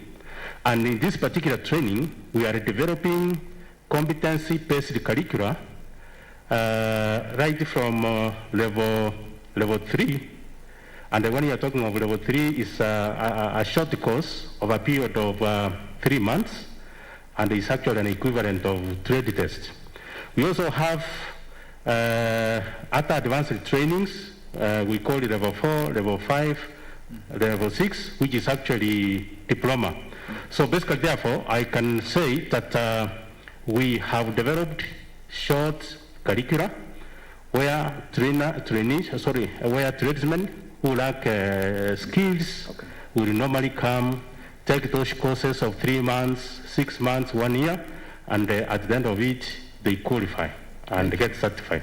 Thank you very much. I think what now lacks is dissemination of that information so that those who are out there can know the centers where these trainings can be offered. I think that is something which could be included at the end of this. Now, I just want us to look at some of the experiences we have learned from the research. In Germany and in India, the case studies which were presented show that the small and micro enterprises are thriving. In India, we know that micro enterprises don't die easily because they may have, in the form of financing from families or from wherever, which in Kenya, when you hear of family financing, you hear of businesses that have collapsed. I'm not saying that that is the truth, but that could be the case. Most of these family-run businesses in Germany and in India stay at a certain level, and they are not struggling to get to another level because they are performing well at that level. Is it too easy to establish an SME in Kenya and maintain it? This is our concern. And I'm going to address this to Gashigi. Thank you very much, moderator. I think when you look at the statistics, we saw in the beginning that the report shared that about 80% of all enterprises in the country are within this sector, or within this size. We should say the informal sector, which is defined for the most part by small size, micro enterprises. And it's not because, it's not necessarily choice. It's because if you're poor and you need to get ahead, you need to be able to set up some sort of a business or get employment somewhere with whatever's available, especially when there are no formal jobs available. So as to the question as whether we have too many of those enterprises or it's too easy, I think it should be made easy because people need something to be able to engage in. But then there needs to be subsequent support so that that industry is able to grow, that small company is able to grow in the manner that we need as an economy. A corollary piece of information related to the number of, or the percentage of small enterprises in the economy is that they employ 83% of the workforce. So again, underscoring the great importance of that sector in this country. And so within that context, I think the kinds of things that can help us to avoid this question of so many of them failing. In other words, they can easily begin, as you put it in your question, but then they really struggle to stay in business. Maybe you might find somebody starts a company in a certain sector, in a certain area. It could be catering, it could be whatever. And then very quickly they're unable to compete and they set up something else in whatever they're able to do. I think what the government is doing with this, especially in this sector, the construction sector, and what Mr. Kamau here represents in terms of opportunities within affordable housing being given, especially to the micro sector, is a very important step forward. And it's a model that many of us who are in industry and academia have been saying is necessary because, as the study will show, this is done in very many countries. So, you know, we find that in the Far East in particular, what Japan did a long time ago, because Japan, like Germany, has this very, very powerful sector that is small companies that are quite high-tech, that have grown from somewhere. They were not always there. And if you start coming towards us geographically, you'll see Korea followed what Japan did, and now it's the Malaysias, the Vietnams who are following. So we need to do what we've just heard is being done. And I think one of the things out of the pilot is to do the learnings, because if this is 14 floors, I don't know how many units.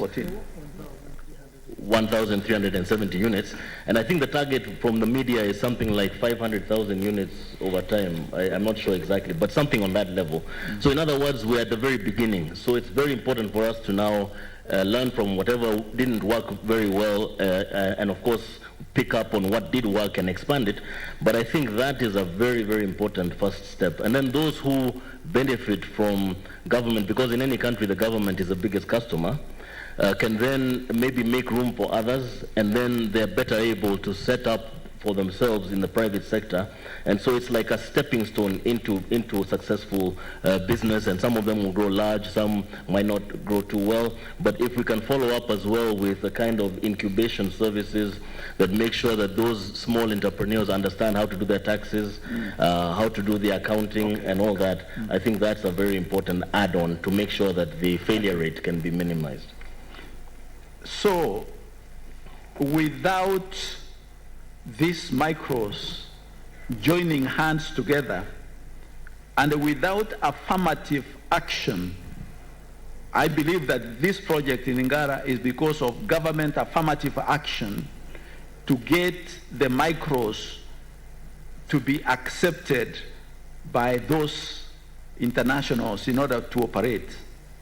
Now, you remember in the 70s, I'm not saying that I was there in the 70s as a businessman, but I do know and I do remember very well that the cooperative movement was highly developed in the 70s and the 80s in Kenya with the support of other international agencies and so on. And the reason for having the cooperatives, and which then culminated into the SACCOs, was to enable small to be enjoined to be strong, so that whether a teacher is earning 3,000 shillings, he or she is able to save 300 shillings per month. Gradually you get a loan from a SACCO and you are able to do something big. And in the same way, enterprises were joined in small cooperatives in order to have strength to do things. But it seems like the cooperative environment is very stressed in Kenya at the moment. Can Dr. Mbada, what is affecting the cooperation of small contractors and the material suppliers in order to penetrate, for example, these big projects? We are talking about business for the benefit of the investor, and there is competition. Therefore, since you want to benefit alone, there may not be an incentive to want to join other people, to want to be united. But at the same time, we have learned of late that cooperating, linking horizontally and vertically has more benefits than challenges. The SACCO concept is working very well now, to the extent that most of the matatus, for example, although owned by different people, they share the same name. One of the problems that was being investigated in the research was establishment of linkages and networks. It was recommended that that should be encouraged, they should be brought together, and there will be benefits. They will even be able to raise finance. Finance was found to be one of the main challenges, but if they pull together, they can form even their own small banks. You start from the SACCO, savings, you move to a bank for that particular sector, and we are talking about small and micro enterprises in the construction industry. Many of them, we have been told, will not be able to even quote correctly. If they came together, they'll be able to employ a conservator, somebody who can estimate and quote for them. But if they do it alone, they'll make mistakes. So I would say, in summary, that they should not be driven by the individual benefit, but they should look at, or should encourage them to look at the bigger benefits of being together. And for that reason, we may want to ask ourselves, how best can that be done? NCA was not there before 2011. It develops, coordinates activities in the industry. Why don't we do the same for the SMEs? We establish an authority that can guide them, that can direct them, that can develop them, just like NCA does for the industry, so that there is something formal. And the question is still that the informality. How can we make it formal? Formalizing the SMEs was one of the recommendations in the study, but how can it be done? I would imagine if a body was formed using a law and then having clauses for regulating, then we may be able to regulate the industry. We also need to know that Kenya is a small and a young economy. We lack the culture of business. We are not used to linking ourselves with particular skills. In India, for example, there is they call it what? The case system. If a family is a farming family, everybody remains a farmer. If they are business people, everybody remains a businessman. Engineers, in Germany also, there has been that inheritance of a particular skill and enterprise. For a very long time, these are very old economies. In Kenya, we lack that. And therefore, for us to fast track that kind of establishment of that mentality, we may need to have an authority. Thank you. Thank you. Thank you, Chris. That's important. I think it's mentioned in the research. I think Dr. Gashigi wants to contribute something because he is working on a formality, an enterprise which is trying to create some formality. Yes, but I just wanted to point out that there is the Micro and Small Enterprise Authority within the Ministry of Industrialization, and I can see Mr. Engineer Karani there, who is from there, and I know that's their mandate, so that already exists. Okay. Can you mention then how your gearbox is trying to institutionalize some strength into micro enterprises? Yeah, so we're very fortunate to have been able to link with the Juakali sector more recently through the Kenya Commercial Bank Foundation. I think everybody's familiar with the branding called Tujiajiri. And so Tujiajiri targeted various sectors, catering, fashion and hairdressing and so on, but also artisans. And the artisans would be covering those who do mechanical type of work, but also very much woodwork, and both will apply to construction. And so in that whole, in the history of our involvement, we became very involved with some of the associations within Kariobangi and Kamkunji. I came to understand today that it was your thesis at the master's level that gave birth to the design for the Kamkunji sheds, which I found very interesting and well done. And so Mr. Mwema, who is here, and so on, we work with them to try to see whether one of the gaps that he mentioned is if you're given the job of doing a door and you don't have the equipment, you may be using methods that contribute to how late you might be in delivering and how accurate the kinds of things you described.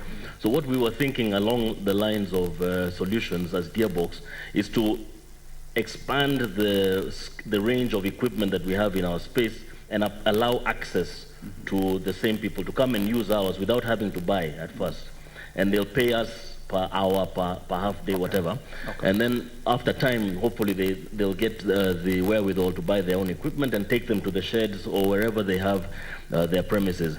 And now that we're working with MasterCard Foundation, which has also now expanded very greatly the Tujiajiri project, to target 1.5 million jobs over 5 years. So it's a very ambitious project.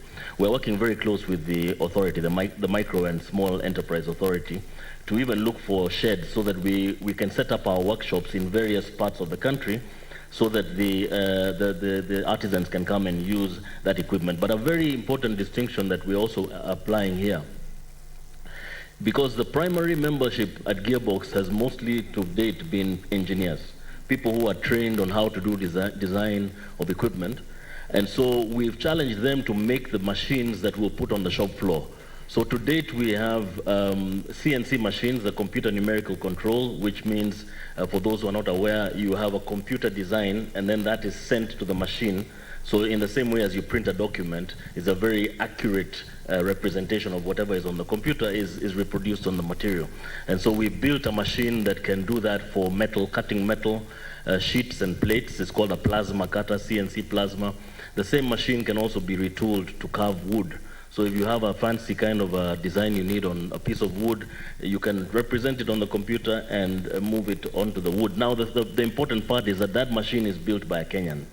And in our center now, we have at least 10 engineers who each independently can build a machine like that. And that's important because if you only have one, then you won't get that. The market force is working in terms of what they charge. Thank you, Dr. Gashige. Thank you. I think he's still speaking in tongues because he is mentioning CNC machine.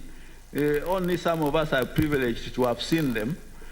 So my concern in this workshop is that we have very good ideas which are already incubated in the country and which we want to permeate to the 47 counties so that the Juakali in Mandera and the Juakali in Migori are also aware of these things. So I think this workshop is going to be one of the elements, because I believe that these are being shared also through the national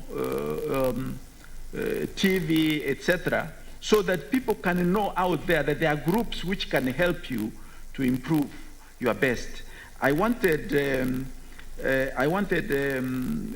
Tom here to mention why are then institutions like KIE, Kenya Industrial Estates, which were formed many years back, why is KIRDI, Kenya Industrial Research Development Institute, and others, which are institutions intended to expand what I think Dr. Gashige is talking about, why have they not penetrated enough to change our poor systems in the micro enterprises so that the enterprises can stand and produce just like we have learned from India, Germany, etc.?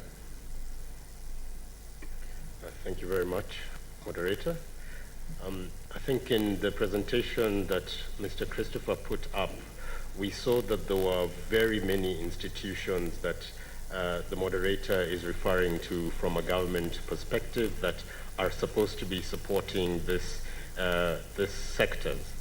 I think for me, sometimes the gap that we face within Kenya as compared to sort of a place like Germany is the fact that some of the strategies don't always consider who are all the players, what their roles are, and finding a way of collaborating them together more effectively.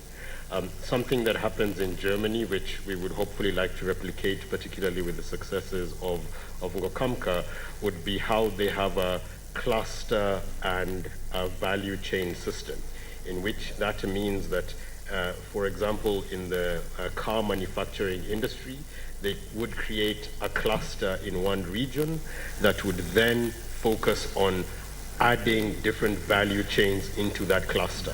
So within that cluster, be it Bavaria, where there are a lot of cars, you would have a value chain for supplies that build within and around. You'd have institutions that are teaching around manufacturing, teaching around cutting edge kind of technology in and around that sector. So they almost build an entire ecosystem around a cluster and around a sector. I don't think we have that much participation as we would need. I think there's a lot of effort that is being done by NCA. I think something that Dr. Dominic here mentioned was around the developing of standards. And I know from experience that they're working more closely with, for example, KEBS, to not only define what the standard door should be for big projects, but it's also understanding in terms of the certification that's required to ensure that. So for me, I think the first thing to answer you, moderator, is just more focus, strategy, and alignment of implementation. We can't have different institutions all trying to do the same thing but doing it separately. In that case, we're not able to build scale, we're not able to have the lasting impact, and also we're not able to learn from the things we've done.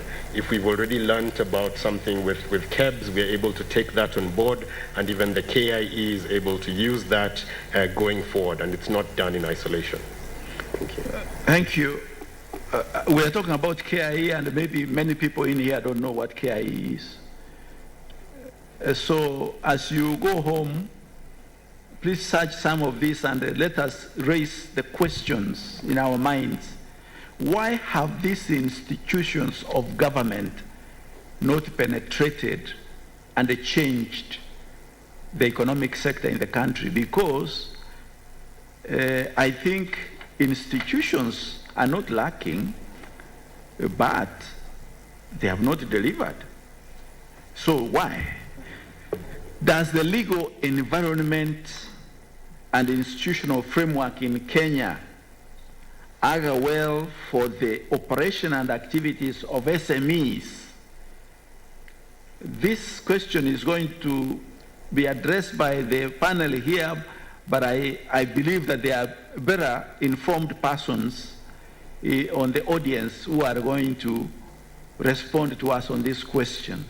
But let me see who would want to touch anything, because I was asking Mr. Kamau here that when you tried to get the micro-enterprise to work with the Chinese company in Ngara, were they willing to work with them? Because if you quote international competitive bidding regulations or procedures, you can only take up a subcontractor who is qualified to do the work. And it is the prerogative of the contractor to accept the subcontractor. What legal frameworks can we use to support these micro-enterprises to work with the big companies? What legal frameworks can we use to allow them to borrow from KCB, to borrow from Equity, to borrow from APSA, etc.? I see now these banks, because of COVID, they have gone down and they use your M-Pesa to lend you money without collateral. But they only lend you enough, I think, to buy food. But we want these people to borrow so that they can do what? Enter the construction sector. So Mbata, do you want to address this issue of the legal frameworks that are there? Maybe I'll start with Sorry, after him. I'll start with the institutions.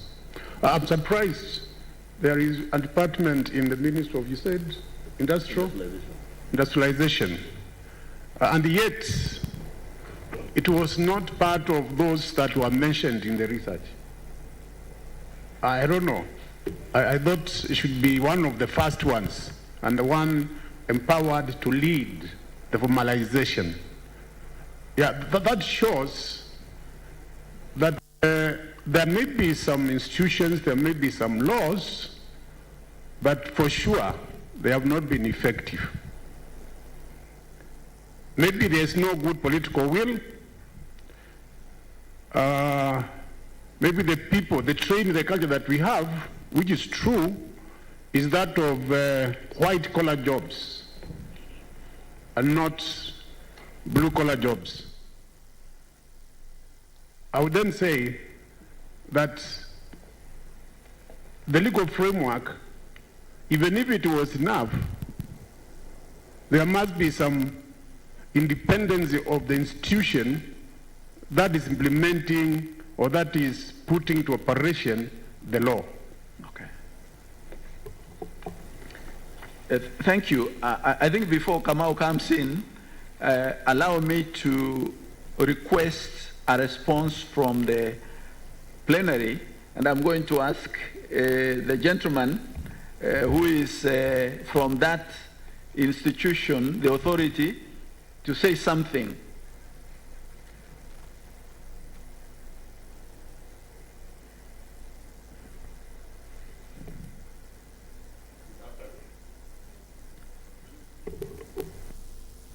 Good afternoon. It's a few minutes to afternoon. As you've heard, yes, there is an authority called Micro and Small Enterprises Authority. It is established by an Act of Parliament, Micro and Small Enterprises Act of 2012, now 55 of 2012.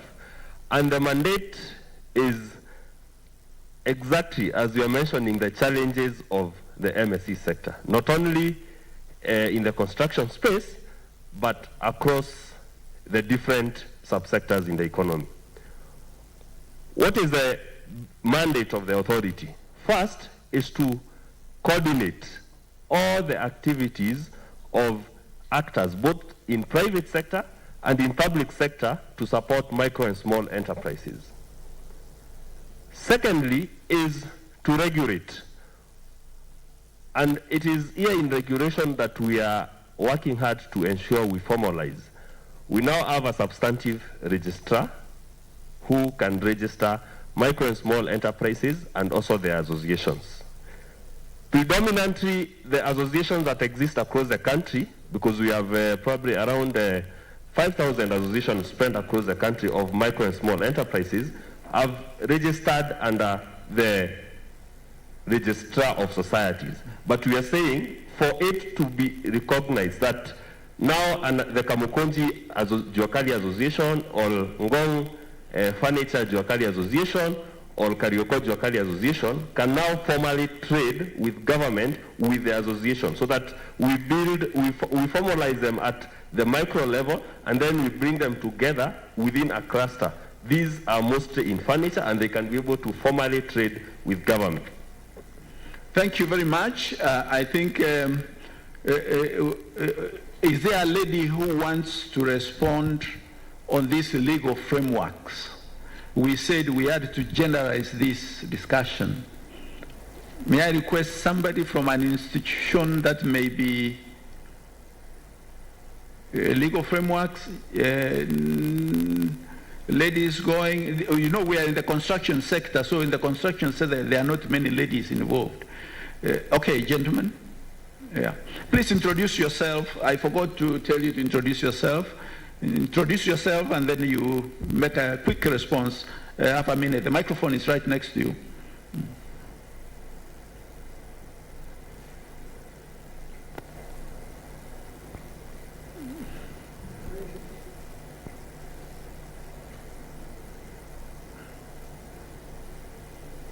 Thank you. I'm Dr. Engineer Gadeji Kihoga from State Department of Public Works.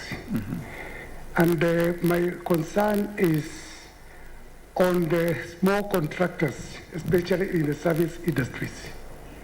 There is a worrying trend in the government where most of the projects, these small contractors are being engaged as domestic subcontractors, whereby you find that the main contractor, once he gets a job, he will finally sack these people and bring unqualified or people who are not really of quality material. So the life of these small contractors is at risk. In fact, we are on the verge of destroying the services industry, because that legal framework which is favoring domestic subcontracting instead of nominated subcontracting is very worrying. And most of these people, when CA registers them, they renew their licenses, and they are not actually getting projects. Most of them are not even agreeing to do projects, because once they get engaged, the main contractor does not even pay them. So, you know, this is a worrying threat. As we deliberate on this, I think there should be a serious recommendation to discourage engagement of domestic. That is very, very critical, because affirmative action to support local enterprise does not mean we use that which will not deliver. Okay, that's something, but I was, again, those questions are going to go to my friend on the other side, but not right now. I want us to then, from the plenary point of view, answer the question. And I will ask somebody from Ngokamuka. The chairman of Ngokamuka is here. The trials of a Juakali enterprise when working with a big entity like the government, what are the trials of this entity, and how have you managed to stay open without closing business, trying to work with the government when you are expected to produce 2,000 doors, but you are only able to deliver 600 and the time is up? How have you managed to survive? Is the chairman here? Okay, representative. Who is somebody from authoritative from Ngokamuka? Or from another association? Yes, please. Yes, my name is Elliot Bio.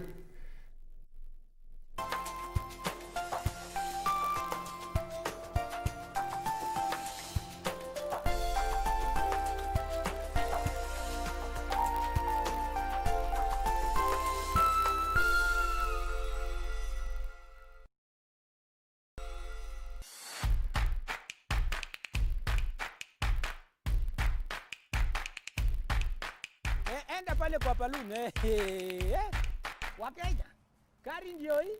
Oh, sorry, kifungu ndio hii kari. Ni furaha ile niko nayo. Msijali Kate. Wacha tupeane mali ya wenyewe. Ni vizuri tupe watu vitu zao. Uchukue mali yako. Uchukue mali yako. Hiyo ndio shamra.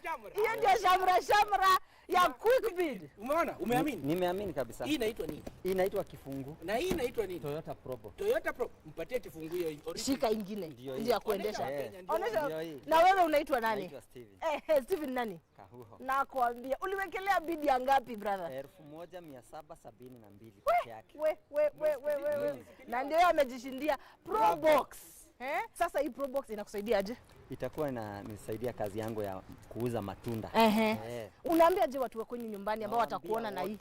Wote wacheze na quick bid. Ukweli. Ni ukweli. Kabisa. Sasa tufanyie vizuri. Ingia upate mizigo yako bana. Ingia utoshee ukae usikie. Inakutosha sawa? Sisi tulikwambia ni aje? Bidhaa bora kwa bei ya chini. Bidhaa bora kwenye bei ya chini. Jiunga na Quick Bid ni rahisi. Enda kwenye M-Pesa, bonyeza paybill kisha weka business number 4032353. Kwenye account weka kodi ya bidhaa unayotaka na bid yako ya chini zaidi. Kwa mfano TV 16, kisha weka shilingi 20 tu kama idadi yako. Weka bid yako pia kwenye www.quickbid.co.ke. Kumbuka, bid ya chini zaidi ya kipekee ndio ununua. Quick Bid, bidhaa bora kwa bei ya chini. The pain that I suffered watching my son that close to death. The hospital said that your son was not expected to survive. Use the word miracle. He saw things that I can't really explain. Your son had a near-death experience. I lifted up and I looked down. Mom was in one room. You were in another room. Do you think my son went to heaven? You don't have to worry. He told me everything was all right. He's making a difference. Haven't we already had a glimpse of something? You know, the first cry of a baby, the courage of a friend, the love of a mother, a father. I see it, so I believe it. Do you?